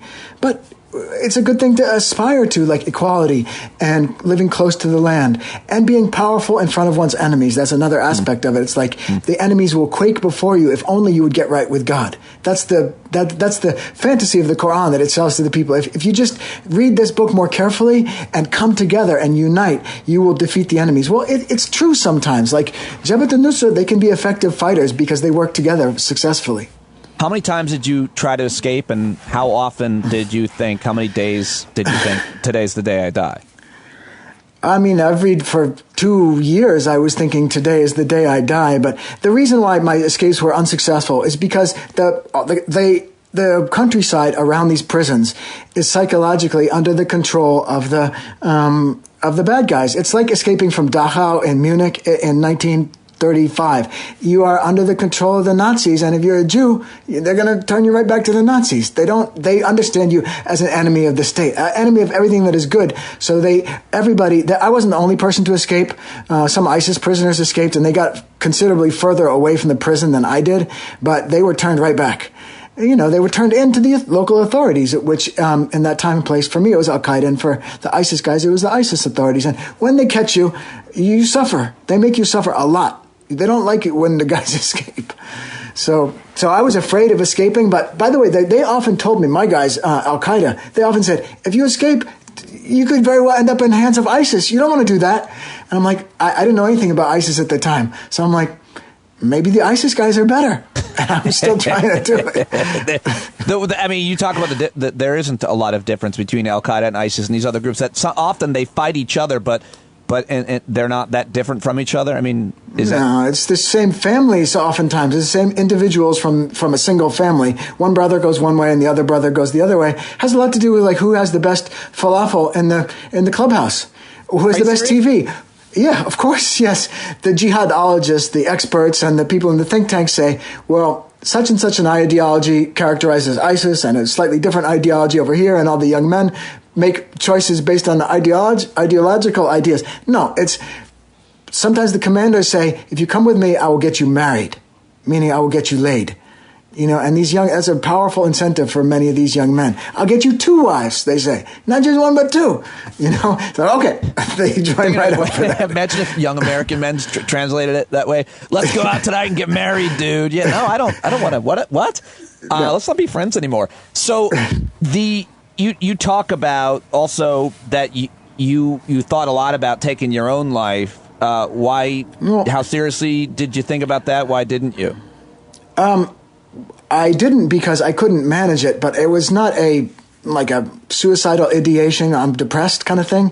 It was, they're going to kill me perhaps tonight, and I can't allow them to enjoy it, and just, seem to be, and the torture, they really get off on it. It's like, I knew it was religiously important for them. I just felt that there's so many kids were involved in this, and I just didn't want to give the people the gratification of killing me that way. And I'm like, it was going to be, they said, you'll die under torture. So I'm like, no, I can do it on my own in a way that's not going to be quite so painful. But in fact, I couldn't. And the reason why I'm alive is because I just couldn't manage it in my cell. I tried to use that blindfold and a doorknob and like a noose, but it didn't work. But I tried all night on one night in late 2012 sometime. The reason why I'm here is because it's not that easy to do that thing. Go ahead and try. It's not easy. I mean, it's certainly not that easy if you don't have, access to whatever you might want. I mean, that's why they make it hard in prison, right? To take your own life. Yeah, I mean, I didn't have a sheet. I didn't have anything to drop myself off of. But no, I thought about it carefully. I'm like, can I climb up to that bar? But I couldn't reach it. There was nothing I could tie the blindfold to and then jump off of. What about the torture that you suffered? Well, take me through some of that, which you obviously write a lot about. Yeah, it's an interesting thing. Their torture, they don't do it as the Nazis did, give us information, we want to hear you talk. No, they are doing this, in my view, in my case, like they figured out relatively early on that I had no useful information to divulge. Nevertheless, they kept on torturing me for like 1 month, 2 months, 6 months into this. They were still carrying on this torture routine. Now, why were they doing this? I assume that, I know that for these torture routines, they occur late at night. They often occur in the presence of religious men. The actual torturers are often young people, little kids, maybe 6, 8, 10 years old. They're the ones holding the electricity, these little car battery cables, or they have tasers, or they have like cables, like 3/4 inch galvanized steel cables that are about 5 feet long, maybe 4 feet long, so they really, we can whip them. And those cables, they like barb up the ends of the little the ends of these cables so that the twines will sink into your flesh as they whack you on the leg, and the barb will kind of wrap around and sink into your flesh, and then they pull it out. Now, why? It's terrifying. There are people, as you're undergoing this kind of torture, there are people hanging from the ceiling. And what are those people saying? They're like, help. They're saying, La ilaha illallah, there is no God but God. The old men say, look at that person over there, to the kids. They say to the kids, listen, that person over there, he doesn't pray. He's an unbeliever. He's an enemy of Islam. Do you want to be like him? Kids are like, no. This is what happens to the enemies of Islam. This is what they deserve. And the kids are like, I don't want that to happen to me. Yeah. And the parents are like, damn right. You don't want that to happen. And the kid, so then they tell the kids, like, kid, if you don't want this to happen, show me that you hate that. And the kid's like, okay, I'll hit them. Some of the kids don't want to hit you, but a lot of the kids, they do, because they want to be on the right side, and they don't want to be they don't want this to happen to them. So anyway, I mean, what is the reason? It's to bring the reason why they're doing this torture is to effect psychological transformation in their own people. It's to bring those kids out of the world of obedience to their moms and to the old government, to their old way of doing things, and into harmony with the ancient values of the community. And what are those values? Strength before the enemies of Islam. Overwhelming power before those enemies, and defense of the community, and brotherhood among yourselves. You do what you are told, and you cooperate in defending Islam. So that's how you're taking these children out of this like secondary, unimportant experience of school and playground and into this primal experience of aligning yourself with the values of the community. And that really does change people, and it brings, it makes the kids ready to kill. And they're doing this by children? Of course. Yeah. Many, many times. Yeah. Yeah, those kids they're still out there, by the way. They're coming for us. They are being trained to hate us. And the U.S. government, by the way, is we have supported this government in northwest Syria by sending money and weapons to them. And in fact, we're training a generation of jihadis to come kill us. It's crazy. Our U.S. policy of supporting these people is just nuts. Well, the U.S. policy seems to be often in these cases to support one faction or another, and often it seems in Syria, it seems in Yemen often. I don't know what I'm talking about, but you'll correct me. But it's often they're all bad. You got to support one to beat the other because this one it has our interests in mind, but it's not even our interests. No, officially the U.S. policy is that we hate Bashar al-Assad. He's very bad. He's going to cause further destruction. We have to get him out in order for there to be peace. So how do we get him out? We pipe the rebels, pipe weapons into the rebels. But really, Bashar al-Assad, forget about him for a second, but the Syrian government as it exists now, it has universities, it has hospitals, it has like traffic police, it has newspapers and magazines and elementary schools in the Islamic State that they have in northwest Syria at the moment. And, wherever the rebels rule, they pretend like they have a little bit of a government, but that's not what they're interested in. They want to blow stuff up in the name of God. and they want to torture people in the name of God, and they want to bring in supporters and recruiters to help them blow stuff up in the name of God. So they say, listen, we have an algebra class over here. And when reporters nowadays go in and visit, they say, here's the algebra class. You see, we want a government. But it's as much of a government. It's a paper like Potemkin Village government. No, what these young men really want is A, chicks, and B, pickup trucks, and C, guns. And, we are helping them. Familiar. It is quite familiar, as a matter of fact. You can relate and understand because we've all been there, but it's not what the country needs. And why our own foreign policy, like experts, Blinken and the National Security Advisor, and all the rest of Obama's foreign policy experts really supported the Syrian rebels, and they piped in guns to these guys. With those guns, they took their American prisoner, they whacked him across the head. Thank you, America. With the guns that my tax dollars paid for, they helped. If we continue talking about policy, it would seem that the most destabilizing event, and I don't think it's fair to pin one thing, but if you had to, it would seem that it would have to be America's invasion in Iraq. And then we can talk about how the Arab Spring, related to that. But what are your thoughts on the American invasion into Iraq post 9/11? I mean, you're critical of liberals and the Obama administration and so on, but you also are even. No, I hate Bush more. You hate the neocons even more, right? Yeah, because listen, when I was first I was first delivered to a Iraqi faction left over from Al Qaeda in Iraq, because they had moved off to Syria. Basically, the chief of terrorists in the world at the time was this guy called Baghdadi, Abu Bakr al-Baghdadi. He was operating a small terrorist organization in Iraq called Al-Qaeda in Iraq. He sent his best friends off to Syria, Iraqis, led by a Syrian called Muhammad Adnani. And he said to them, go off into Syria and capture the oil wells and capture the police stations and take the weapons and distribute them out among the people. So this faction of Al-Qaeda in Iraq, those were the guys my first torturers were with Al-Qaeda in Iraq. And what were they mad at? They all told me, we're from Baghdad. They were mad at our presence in Iraq from 10 years earlier. And I'm like, I don't know. I'm sorry. I protested. They're like, you're an American. So they were angry at us for that initial invasion. And all the most important commanders who were really in charge of my torture and my detention, those people had been imprisoned by the American colonial authority, whatever you want to call it, the provisional government in Iraq. And they had, of course, studied the jihad and learned to hate Americans, but in American prisons in Iraq. And they sometimes spoke to me in the language that they had learned from their prison guards in Iraq. So anyway, I think I got the blowback from the Iraq war, and they were angry at me for stuff that American guards had done to them in their prisons in Iraq. I'm like, I'm sorry. I didn't have anything to do with that. They're like, we don't care. You're the only American we have. So we got to get you. They told me that. It was like, we wish we could get the other ones, but we got you. Yeah. How did you get out, and what was that like? The reason I got out was because Al-Qaeda and ISIS and all these terrorist groups, they will not walk across the room unless there's $1 million involved in it for them.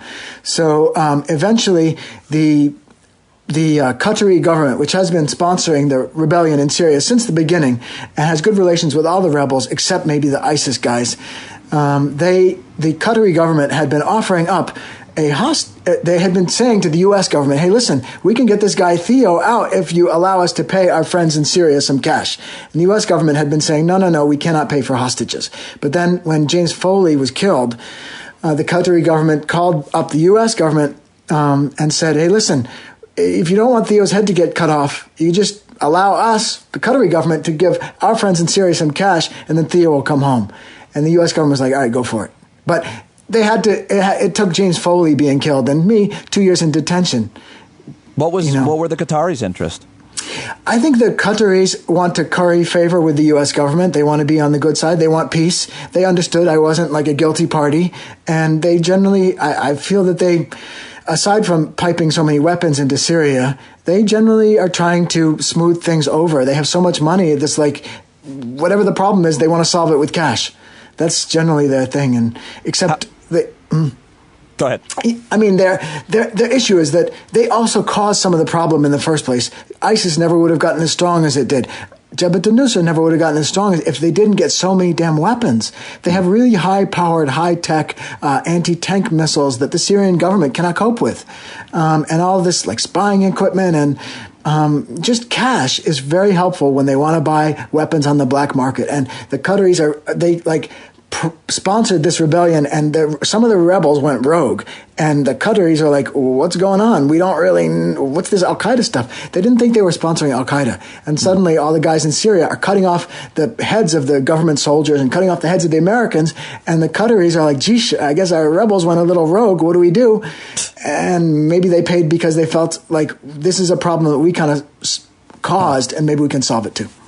How were you notified that you would be released? Did you believe it? And then what happened next? I had been in communication, like the people that I saw every day, not the highest level people, but the mid-ranking people. I had been telling me, oh, we're gonna send you back to your mom pretty soon, and our organization is going to get 10 million euros, and it'll be great. And I didn't believe any of this nonsense, but they were telling me this for weeks, and I'm like, whatever. And then one day, the chief Al-Qaeda guy came in and he goes, today we're sending you back to your mom. And I thought they might be getting ready to kill me, and they wanted me to be all calm and nice and happy before they killed me. I didn't know, because they had just killed James Foley, or another group had just killed James Foley. Anyway, they drove me, we happened to be in southern Syria at this time, so they drove me first to the Jordanian border, and I looked out and saw the Jordanian border station. I'm like, are they dropping me off there? Nope. Then we drove over to the Israeli border, and I saw the Israeli flags, in the distance, and the guys in the truck, all these Jabhat al-Nusra terrorists were saying, that's Israel over there. So, later that day, they all went off to pray in the mosque during the afternoon, and they left me in the truck with like one or two guards. And then they came back and drove me off to the UN compound at the border between Syria and Israel, and they said, off you go. So I went and got in the truck with these UN soldiers who were like Fijians and Malays and Filipinos, and they took me into the UN compound, and I was free. That's how it happened. Yeah, it was 2 years of pain and suffering, and I learned a lot. Do I regret going in there? I caused my family so much pain and suffering. But personally, in my case, I learned a lot, and I feel I'm just a better person for it all, because I just feel that I had a near-death experience for so long, like a cancer survivor in a way, and I realized what were the mistakes that I made in my previous life, and how can I not make those again? What are the important things in life? Like, what stuff should I fight about? What stuff should I just leave to the side? Well, most of the stuff that we fight about, we shouldn't be fighting about. I don't.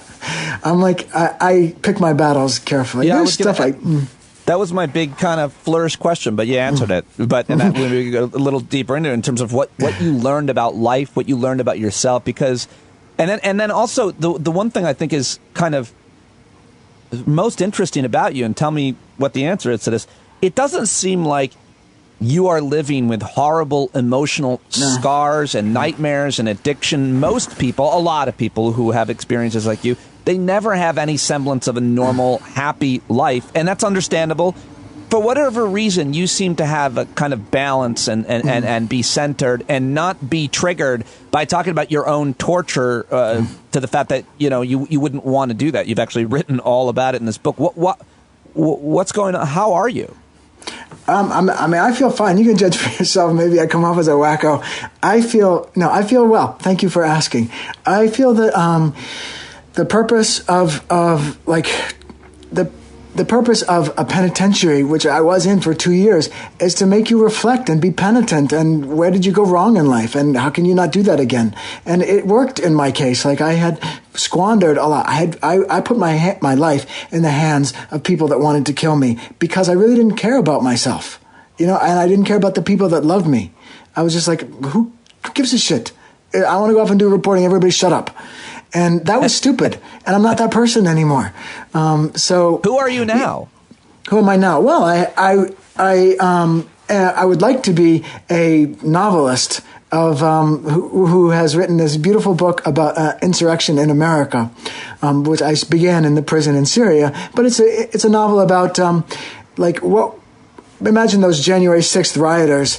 if they really had a soulful community, which probably they do somewhere, and if they could distribute the guns among themselves in a successful way and use the psychological means of control that Jabhat al-Nusra uses, ISIS uses, and spread their movement. That movement, I believe, is quite a bit bigger than we are aware of. It goes deeper and further than we know. And so anyway, in my prison cell in Syria, I imagined what a ISIS-like insurrection would be like if it had happened in America, except without Islam. I had to use Christianity because that's our religion. Right. So professionally, that's who you are in terms of what you want to do in terms of novel. But in terms of like who you are, your character, your motivations, like how have you changed as a result of that horrible experience? How is your perspective? You touched on it a little bit, but yeah, I mean, I think that I'm just the values that I wish to cultivate and share and encourage in my community. I'm more committed to those, I think, than I used to be, and I want to, I want to advocate on behalf of the causes that are important to me, like torture victims. I want to, I would really like to help torture victims and also the victims of the war in Syria. These are causes that are like really dear to my heart. And beforehand, when you have a cause, it's like you care about it a little bit, but you also want to go off and you're self-involved. One is self-involved. One has to be. But I'm less self-involved and more involved in the world, which is a good thing. Do you get angry? I don't think so. I'm not an angry person. I get temporarily annoyed, but I don't really get. No, if there was something that was truly outrageous, I get angry at Trump. I got angry at Donald Trump. But even him, I'm like, you know what? We're going to survive him because our society is strong. It's like I really felt that I so much admired the people that defended us against Trump. And that stood up against him. What about your interpersonal relationships? A lot of people who go through what you went through end up, raging at the people in their lives closest to them. And I wonder, I end up raging at the people closest to my life, and I haven't struggled with any kind of adversity. My emotional spectrum and my anger issues are what I, try to work on. But I mean, I don't have the kind of excuses that people who have dealt with the type of trauma and adversity you or a lot of people have. Yeah, I mean, why am I not angry? I mean, I guess I just feel grateful, more gratitude to being alive, and I'm not going to get angry over a fucking parking ticket. I can get annoyed, but I'm really not going to fight. In fact, I felt this way in prison too, because I was the person in the cell, often like my cellmate abused me. And his reaction to all this trauma was to be angry. Like, why are they doing this to me? I got to turn it against somebody else. That's how this guy called Matt Schreier, who was my cellmate, and he was abused by them. Not that badly, but he was abused. And they would shut the door, and he would turn around and come and whack me in the head. And I refused out of principle and just feeling that violence is stupid. So I would not respond. And I don't know. People in my cell thought I was a real wimp and a pacifist and an idiot for not defending myself. But to me, it was important not to use violence. I guess that's another one of my core principles is like we cannot be violent with one another. So I'm very indignant about all these police shootings. They drive me nuts. I can't watch that stuff. Whenever I see this gratuitous violence, and the January 6th rioters drove me nuts because they were so violent against our policemen that we're supposed to admire, and we do. So yeah, I'm more anti-violence than I used to be. Wow, dude, I can just talk to you forever, and I can't wait to meet you. And you live in Vermont. Yeah, come on up and visit anytime. I'm going up there in September for a wedding. All right. So well, let me know. We'll go for a mountain bike ride. Oh, that'd be awesome. Yeah, I got extra bikes. Although I get worried, the collarbone injury seems to be the most common with the mountain bike. That does happen. Horrible. But, well, good for you on everything. I don't know how I ended this interview with good for you. After everything that you've written in this amazing book and shared with me during this interview, it's an amazing life that you've lived, and I can't wait to talk with you more in the future. So thank you so much for joining me, man. And I hope everybody goes and buys your book, Blindfold, Theo Padnos. What an honor. Thank you. Thank you for having me. I appreciate it. All right, I hope you enjoyed that conversation. That was a little different from many of the topics we've certainly been talking about here on Stand Up lately, an important one and a very unique perspective from Theo Padnos, his book Blindfold. Okay, so next I've got a guy who I have interviewed a couple times before. Yesterday we talked with Barksdale Hortenstein Jr. So many great comments, feedback from yesterday where I shared our Zoom hangout as the episode for the podcast with reaction to Derek Chauvin verdict. And Derwyn Bunton, so Barksdale Hortenstein suggests I talk to Derwyn Bunton, who is his boss, as the chief district defender for Orleans Parish. He leads the Orleans Public Defender's Office. Before that, he was becoming chief defender there. He was the executive director of Juvenile Regional Services, which is a juvenile defender office and he's also it was the first nonprofit law office devoted to juvenile justice reform and frontline juvenile representation.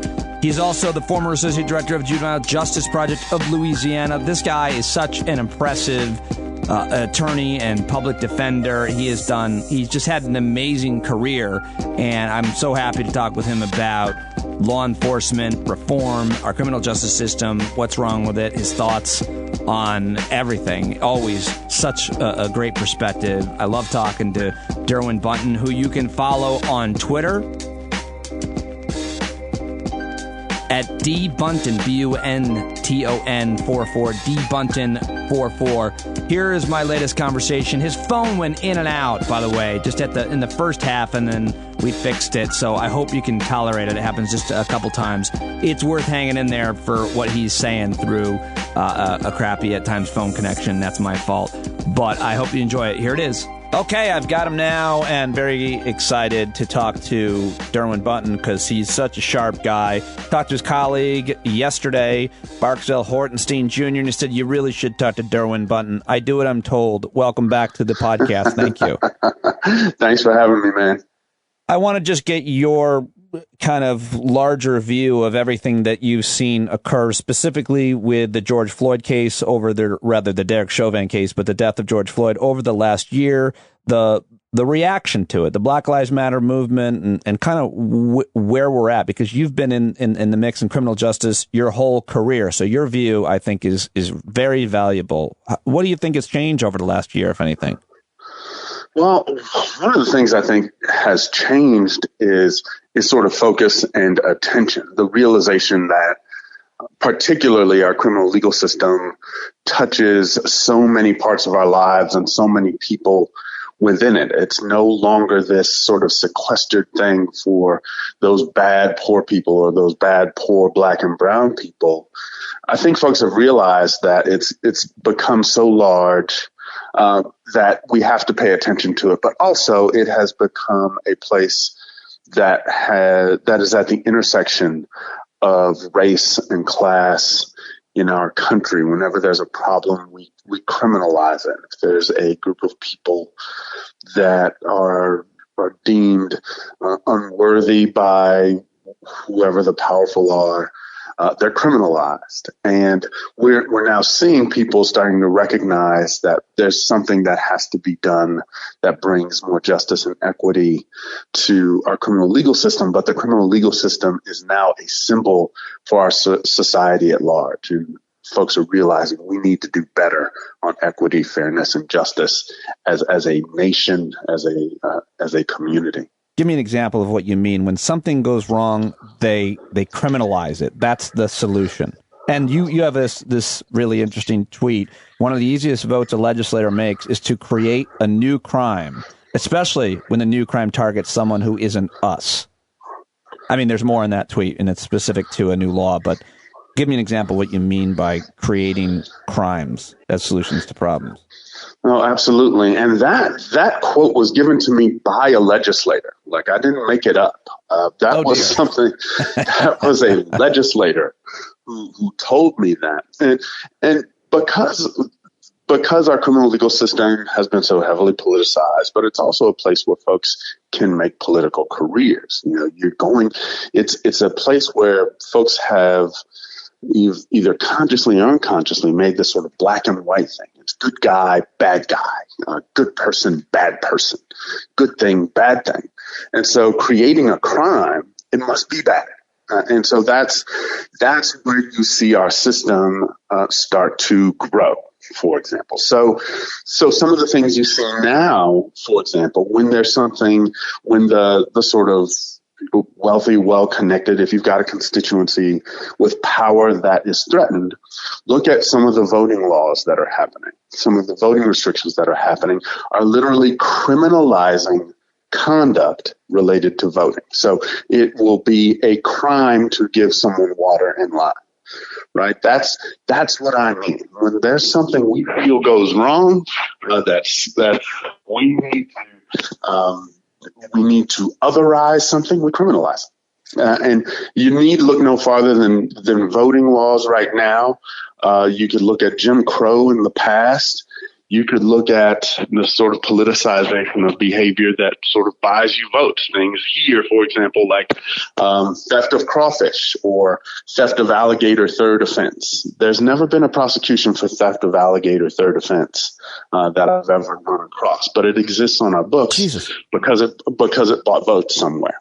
I think the best example that's coming to mind for me of what you're saying when you say create a crime, you say you create a law that says a behavior or a thing, a person is a crime. And to me, the best example, and maybe the one that has done the most damage, we could talk about the drug war, but specifically marijuana. I mean, all of a sudden, marijuana was made illegal, and then all kinds of different laws around it. But if we made strawberries illegal tomorrow to grow and to produce these delicious things, which is how I describe marijuana, then that would put a lot of people in trouble. I mean, can't we look at the drug laws and drug war specifically with cannabis, as I'm supposed to call it, and say, yeah, there's a perfect example of creating a crime where there doesn't need to be one. No, that's absolutely correct. And like I said, we're at the intersection here in the criminal legal system of a lot of social problems. We're at the intersection of systemic racism, right? Because I still remember and get a kick out of watching that old, cautionary sort of movie, Reefer Madness, right? Like, you smoke weed, you're going to go crazy and do crazy things.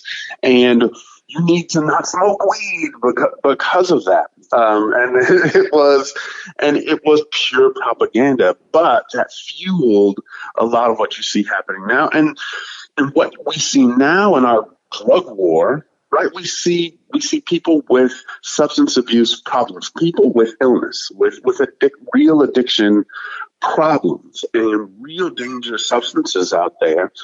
And instead of expanding treatment, instead of expanding medical and mental health care, we create a crime. Illegal possession of prescription drugs in Louisiana is a felony, right? And instead of seeing it as a cry for help, we're going to put you in jail, right? And sometimes when we do those kinds of things, we start to grow this system and we start to otherize people. And that's what becomes so dangerous, because we're not immune to all the human fate. So systemic racism pervades our profession here in the criminal legal system. Classism, attacks on poverty pervade our system. The criminalization of illegal immigrants, right? The idea of illegal immigrants, the very notion of, and my heart breaks when I see these kids being dropped over fences just because parents have given up on themselves, but not their kids. And what's over here. Like, that's heartbreaking. And we've got folks trying to demonize that instead of trying to look on the human side of any of it. Yeah, try to consider just for a moment the desperation that other people, maybe you've never felt that, but try just for a moment to imagine why someone would make such choices. So when we hear about and talk about the defund the police, abolish the police, we can argue about messaging, and I don't think it gets us too far. Maybe it's important, but the bottom, the less controversial way to say it would be reform, law enforcement reform, police reform. And, I think given what you have been doing for so long, you understand all the intricacies of the entire criminal justice system. And I think one point that people often make that is hopefully convincing to people who are in law enforcement, overwhelmingly supportive of law enforcement, is they have too many responsibilities that they're not equipped or trained to deal with, and we need to appropriate funding so that they don't have to respond. They don't have to do all these other jobs that they're not trained and equipped to. Do you think that even the way I'm talking about that makes sense? Is that how we should talk about it, or should we be even more blunt about what the problems are and how we need to fix them? No, I think that is a place where we can all have a conversation, right? I think that is a place where when you just look at the facts, in a place like New Orleans, where nearly a third of the city's operating budget is police. When you look at places like Los Angeles and New York, where police are multi-billion-dollar agencies, while folks can't find places to live, right? This is a conversation we need to have because it is emblematic of how big our system has become, but also at a more granular level, at the sort of patrol officer level. If they're given the freedom, they will tell you that I am being asked to do things I don't know how to do, and I'm not trained to do, but have to rely on my training to do them. And so what we've created in our cities, particularly in urban areas where police are calls to service are sort of ubiquitous, you have folks showing up to a scene, and because all they have is a hammer, everything looks like a nail. Right. That's the problem with a lot of the interactions in our communities, is that they're simply not equipped. When they are, police departments are not designed for some of the things they're being asked to do. Intervene in domestic violence disputes, relationship problems. They're not people who have talk shows, right? This is not what they do. They're not going to mediate domestic disputes. Somebody's going to get arrested, because they're trained to arrest somebody. When they show up to someone in having a psychotic episode, they're going to respond to the behavior, not the illness. And somebody's going to get arrested or somebody's going to get shot. And I think when you talk to frontline officers, they're the first to tell you that they're not equipped for this. And I think many don't want to be equipped for this. There are other agencies that, if supported, there's other nonprofits, if supported, other community resources, if supported, could deal with these things. And the police could be left to deal with running to the real problems in our communities that they're actually trained for. That's a great, thorough answer to the question. Now let me, dig a little deeper, get more specific. How important? This is one question that I think is getting asked a lot, and I think it's getting answered a lot. But I want to get it from your perspective. A lot of people are pointing to this young lady who filmed George Floyd having his, Derek Chauvin having his knee on George Floyd's neck, just held her camera there, for 9 minutes or whatever it was, longer than that. And they're giving her, without that recording, we had the police report, there wouldn't have even been an arrest. There wouldn't have been a controversy. There wouldn't have been what we've seen over the last year, some people are saying. And it does seem to make sense that a lot of the attitudinal change, certainly amongst white Americans or people who don't have regular interactions with law enforcement, are having their eyes open to what most black folks have known their whole lives without the need for cameras, because, people talk and have eyes and ears and see things. How important do you think cameras are to the entire issue that we see and that you work on in criminal justice? Well, I think there was a thread in the media for a minute earlier, I think last year, where folks were arguing the person of the year should be the cell phone or the cell phone camera. Because I think media and imagery matters. I think it's important. It's one thing to talk about it, but one thing to see it live in color, fully illustrated. It strikes us at a level as people that's simply different. I think there's credibility to the claim that many of these issues, when it comes to police-involved shootings, law enforcement violence, and a host of other things, would not be treated the same if not for their being captured on cell phone video, on whatever video, cameras and people on people's porches, security cameras, all these sorts of things that are happening right now and as part of our lives. I think there's credibility to that because people can see it. It's not just, it is hard to otherize, right? Because these folks don't live next to you. You don't talk to them that much. And so when they say it, there's an air of credibility. It may not ring, there's an air of incredibility because it just doesn't ring true to you. That doesn't happen in my neighborhood. Right. What are you talking about?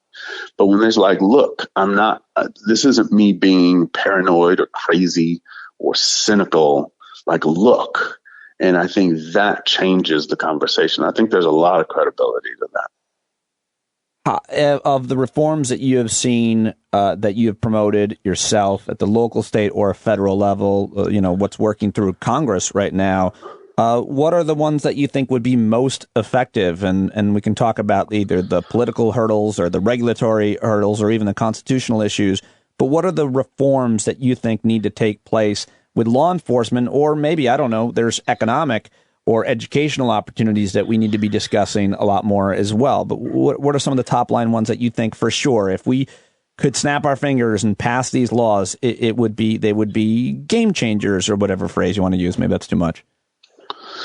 Well, I think there are a number of things that we can and ought to do to make change, particularly when it comes to law enforcement in our criminal legal system. So one, changing the rules of engagement when it comes to law enforcement and communities, eliminating the use of certain techniques and holds. I think that matters. I also think that doing a revision and really having some enforceable codes of conduct or ethics for our law enforcement community that can be that you can measure and hold folks accountable with, maybe within different advisory boards or disciplinary boards that have community input, involvement, or participation. I think those are some things we can do so that officers and law enforcement can feel more accountable to community and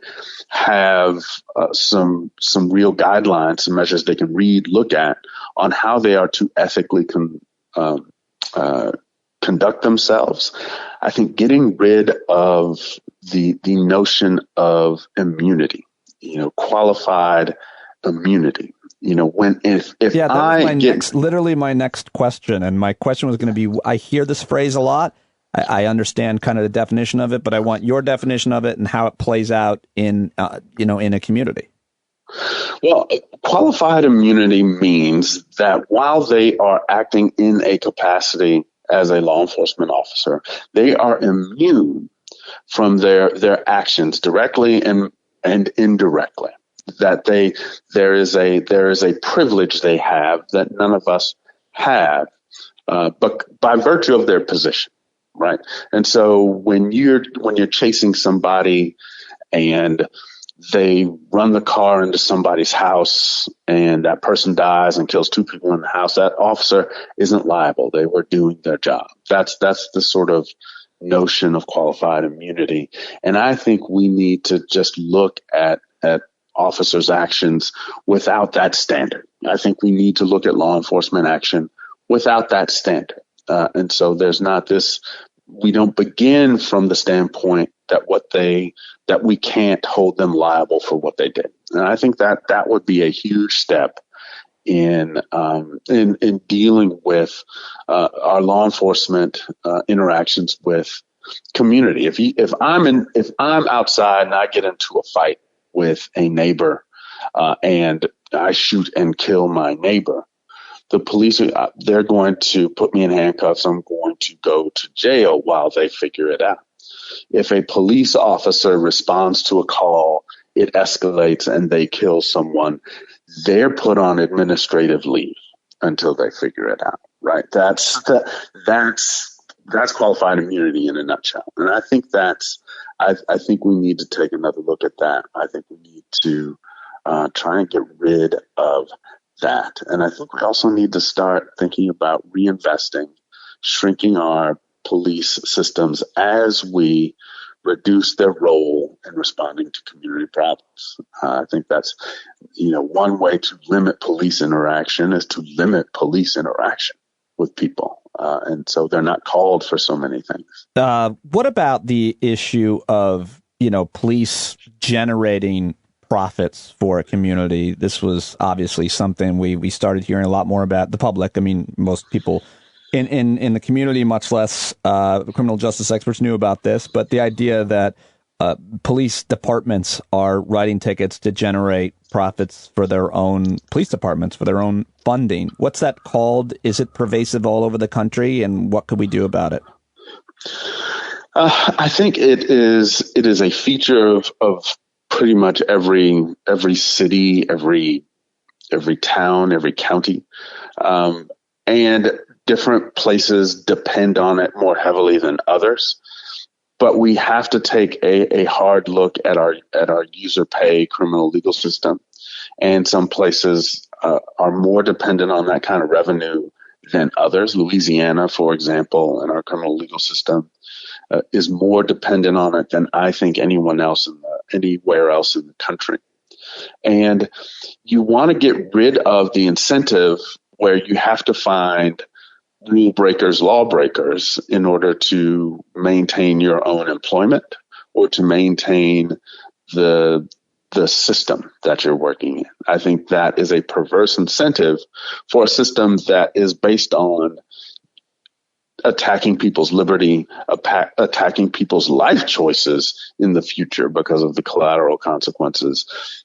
The criminal legal system, committing someone to its sort of paces in our system, is strong medicine. I don't know if folks understand just how deep it is. What do you mean? And when you enter the criminal legal system, what you're entering is a maze where when you come out the other end, you're not whole again. If you are convicted, it impacts your ability to go to school. It impacts your ability to live where you want to live. It impacts your ability to find employment. It is, like I said, strong medicine when you're under arrest. You're going to jail. And so because of the concept of the stakes, we need to really be thinking a little bit differently about how fast we put folks into that system is really what I'm talking about, and having to, figure out how we do this better. Yeah, most people just don't know. Certainly most, I think, white people, most people, more upper middle class people just don't know people who've been put through the system. So they don't know the anecdotes. But if you read a few books, if you watch a documentary, if you talk to a public defender, then you learn a lot. And it's so outrageous and enraging to think about how your life is so hard to get back in any way, and because of, quote, crimes you committed that frankly shouldn't be crimes. I keep thinking about this young man out in Brooklyn Center, Dwayne Wright, and I really don't know exactly what happened. I don't know that anybody does in that arrest, but the story, who knows? But the story seems to be that he was pulled over because of something that was hanging from his mirror. That's infraction number one. His car was run, plate was run. They found out that there were 2 warrants out, one for marijuana possession, one for apparently a gun charge. And here's the thing about all 3 of those things. They're not crimes everywhere. It's not a crime to possess a gun in a lot of places. It's certainly not a crime to possess marijuana, and the air freshener thing. Like, those aren't necessarily crimes. But once he enters the system then, or at any other point for those things that aren't necessarily crimes in a lot of communities and frankly in entire states, then his life is tough to get back. The job, the school, the right to vote, even a minimum wage job. That's what I'm using his case, his situation, to try to illustrate what you're saying. Is that what you're saying? Absolutely. And when you're incentivizing getting people into that system, what you're incentivizing is creating an entire community of folks whose life whose life choices just got narrowed and whose ability to sort of live in their communities becomes harder. Right. And so when you have this, we need to disincentivize. We need to not have a user pay criminal legal system, because we know on the other end of that, if you're trying so hard to get folks through it, then those folks coming out the other end have problems. And you're going to get these situations where you're essentially going to have folks always looking over their shoulder, and at the same time making it difficult for them to look forward so that they can actually, better themselves, do right by their community. Said more succinctly, you're creating people who become a burden and a drag on the system and a community by taking them away from their family, by taking them away from a good paying job that would pay taxes, being a consumer. Just you're making them a drag, as opposed to offering them opportunities and chances to be a contributor to the system, the family, the community, the job. And you blow a hole. I'm making it binary, and I'm sorry, but that does seem to be what's happening. And I wish that argument would resonate more with people who have no idea what they're talking about when it comes to criminal justice, or just believe in punitive consequences that will change behavior. That's absolutely right. And you blow a hole in communities that are already vulnerable and at risk. Yes, right. Yes, so you're pulling out a mother, father, husband, daughter, whatever it is out of that unit, and you're making it difficult. And because of the consequences being so far reaching for poor folks who have to live in subsidized housing, a loved one may not be able to live with them because of a prior conviction or run in with law enforcement. And so what happens then? What kind of desperation are you breeding and creating in that moment? Like it runs so far. We really are only at the, I think, tip of disentangling ourselves from a system that has gone so far from it's what we wanted it to be, which is a system of protection and support for our communities, to it's a source of revenue. It's a source of political achievement. It's a source of all these other things that have nothing to do with helping us be better to one another and lift up our communities. We've got work to do. I want to ask you a political question here at the end, Derwyn, which is I've been listening to a lot of the right-wing media this week. Mm-hmm. And it's really, obviously media politicians like to make things very binary and literally black and white over this issue, of course. But I want to get your what you say to what I keep hearing reverberating on the right, which is now, and we're in I think a dangerous period because of this narrative. Black Lives Matter are terrorists. They are more dangerous to America and Americans than white supremacy and the insurrectionists and so on. Look, it's very easy to see how much more damage and violence black protesters have caused over the last year than the white people, insurrectionists did on January 6th. There's no way to measure that. And if Derek Chauvin had been found not guilty or innocent, this is what they were saying.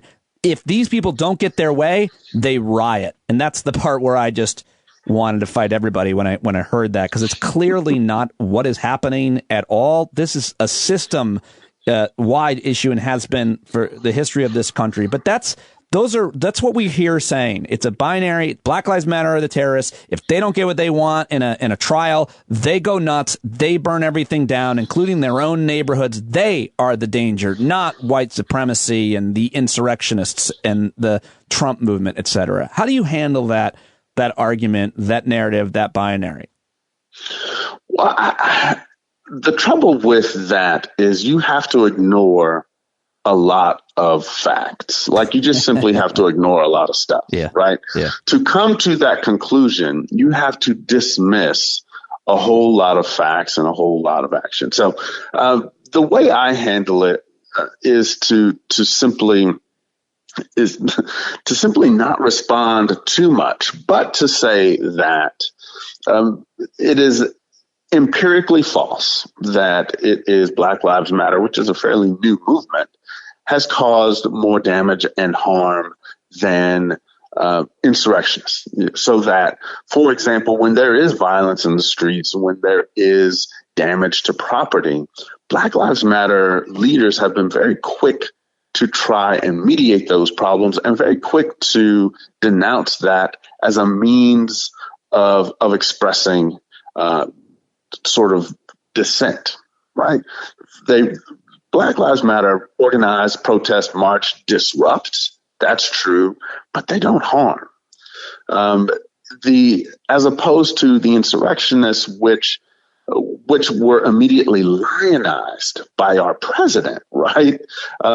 We love you, is I believe what he said as they marched on our elected representatives and killed police and caused damage, stole things from the Capitol, right? So those are just facts.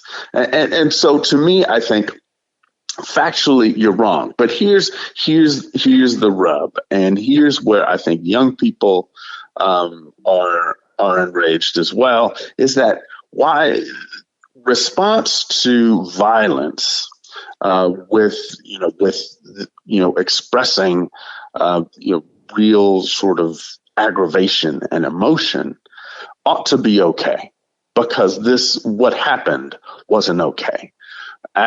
There's a lot of folks who think it's unreasonable to even ask folks to remain calm in a situation where they're under attack. And certainly the right has a history of not remaining calm when they perceive themselves under attack. There's a dissonance in all of this. So at bottom, there's simply no credibility to what they say because there's no factual basis for it. But even in their own philosophy, they have over time and time again, supported violence when it suits their needs and their ends. And so it lacks any and all credibility, and folks should be thinking the same. The way I see it, to simplify it, is the outrage of the Trump supporters and January 6th, the insurrectionists and so on. That outrage is over something that didn't happen, over a lie. Mm-hmm. Black folks are outraged over the indignities and horrors of generations of Black Americans that they are experiencing. They didn't hear about it in the news. They're not lied to by politicians and so on. They're just experiencing it their whole lives. This question over voting suppression, like, that's something to be really outraged about. All the things that you and I have been talking about, these are real consequences and problems. You can understand, and that's systemic, system-wide. Black folks are outraged about real indignities and struggles, and these white folks are outraged about something that didn't happen. And that's the problem. It is hard to argue with someone who doesn't like facts. I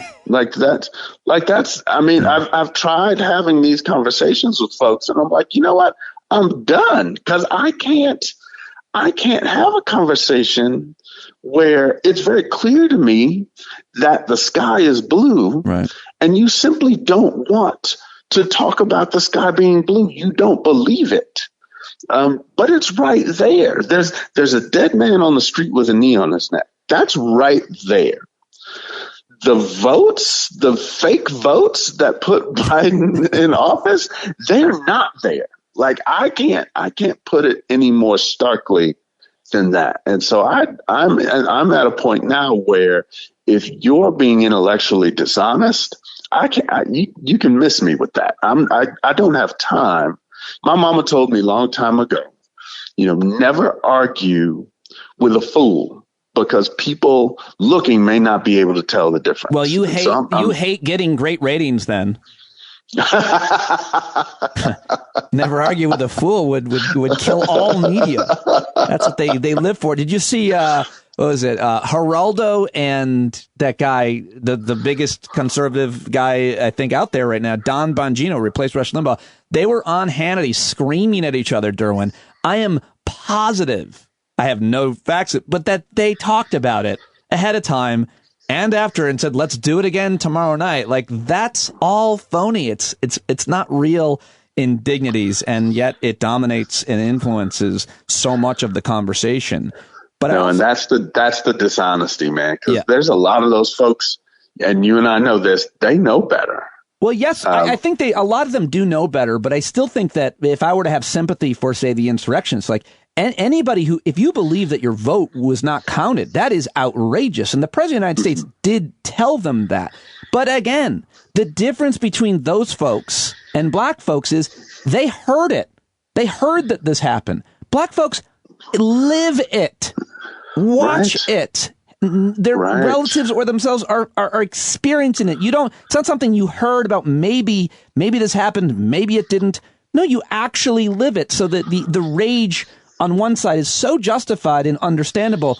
On the other side, it's like, dude, you just heard that there's no evidence of the thing you're being told.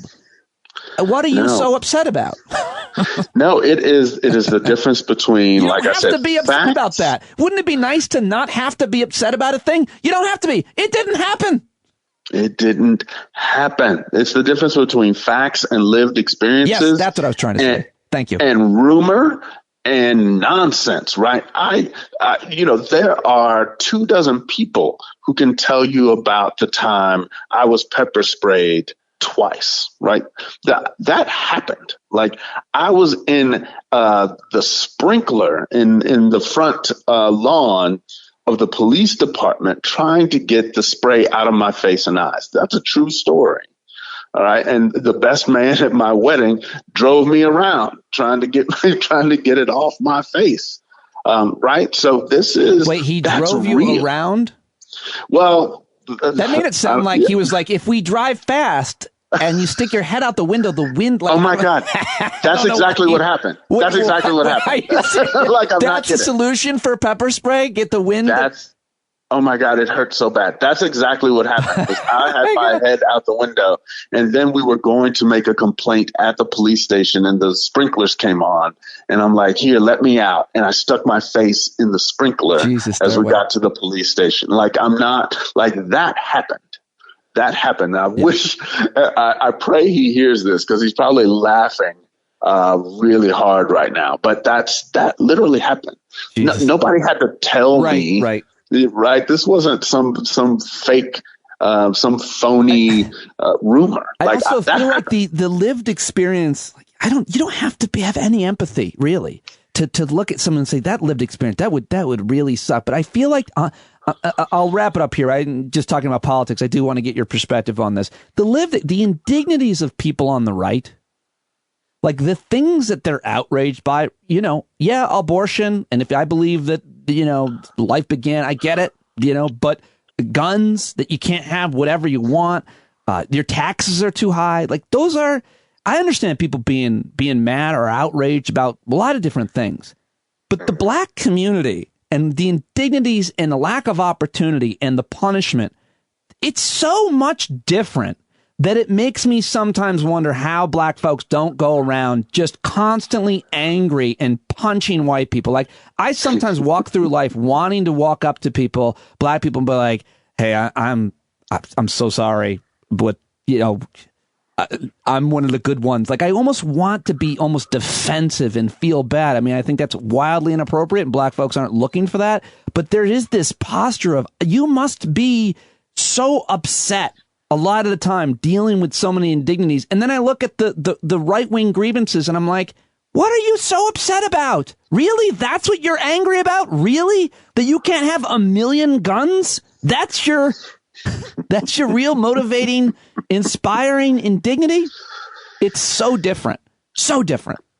Absolutely. Sorry for the rant, but oh, no worries. I just and it just takes a certain, and this is where the journey is hard, right? Because it's hard to, everywhere folks, like black folks of color, make inroads and start to advocate and start talking about the past as prologue, start talking about the evidence of the wrongdoing that is being perpetrated. Underneath it all is this this counter message of get over it. All right. And that's what creates so much tension and anger. Get over it. You can't They're get not over it getting because you said the past is prologue. You can't get over it because my brother wrote a novella called The Present as prologue. You can't get over a thing that is happening right now. And exactly, you, and that's exactly right. It's the failure to understand that it ain't over, right? I could get over it if it were over. It's not over. Or if I didn't have to be afraid that it's going to happen today or tomorrow. Right. And it takes a measure of courage and grace to be able to move forward and grow as a nation and community. The ability to see more of each other in each other is what is the path we need to be on. And I'm hoping that journey gets put on steroids in the next few years. It's that measure of courage and grace that you yourself have personified your entire life and career. So I hope that you will continue to inspire and be a leader. And I'm always so excited and honored when I get to be in a conversation with you, and then a little embarrassed when I talk as much as I did today. So sorry, I just get a little wound up at times. I am always excited to get the invitation to be on your show, man. Anytime you want me and I can do it, I am happy to do it. And thank you. I feel like now that I've talked to so many people, your colleagues, and now that we're hopefully going to return to normal, I'm going to have a good time when I come to New Orleans is my feeling. Oh yeah. Absolutely. You're going to be like, sorry, Pete, I'm busy. I can't meet with you. Derwyn Bunton, great talk as always. I really appreciate it. Thank you, man. Appreciate it. Yeah, that's going to be a party in New Orleans. I hope that you'll join us when I do end up going down there. Derwyn Bunton, everybody. Yesterday, Barksdale Hortenstein Jr., amazing contributors to the show and to the conversation. So happy to have them in our galaxy. Go follow him on Twitter and definitely tell him that you enjoyed listening. I know it was a long show, a lot of stuff, but hey, I used to do 3 hours a day, at least 3 guests a day, so I can do this even though it's all on my own. I appreciate your support because while the podcast is free, it ain't cheap. So please sign up for a paid subscription right now. Go to the paid subscription link in the show notes or just go to patreon.com/Pete Dominic. That's all for me. I hope to see you tonight at the Hangout and anytime on the Discord platform where you're never alone if you're a stand-up community member. Goodbye. Love you. We gotta look the devil square in the eye. We gotta let him know it's his time to go and make it clear when all we hear is a lie. Why you lying awake wondering where the money all went? It'll be the cost of freedom that'll go unspent. You can see him flee the scene of that experiment if you stand up. Alright, we got to speak up, we got to reach up and raise your voice in every way you know how. Don't be toes up, you got to show up. Ain't no better time to do it but now. No need to pledge allegiance to no wanton tribe. Rise up and show obedience to the voice inside. And listen well and it'll tell you not to run and hide. It says stand up. Stand up.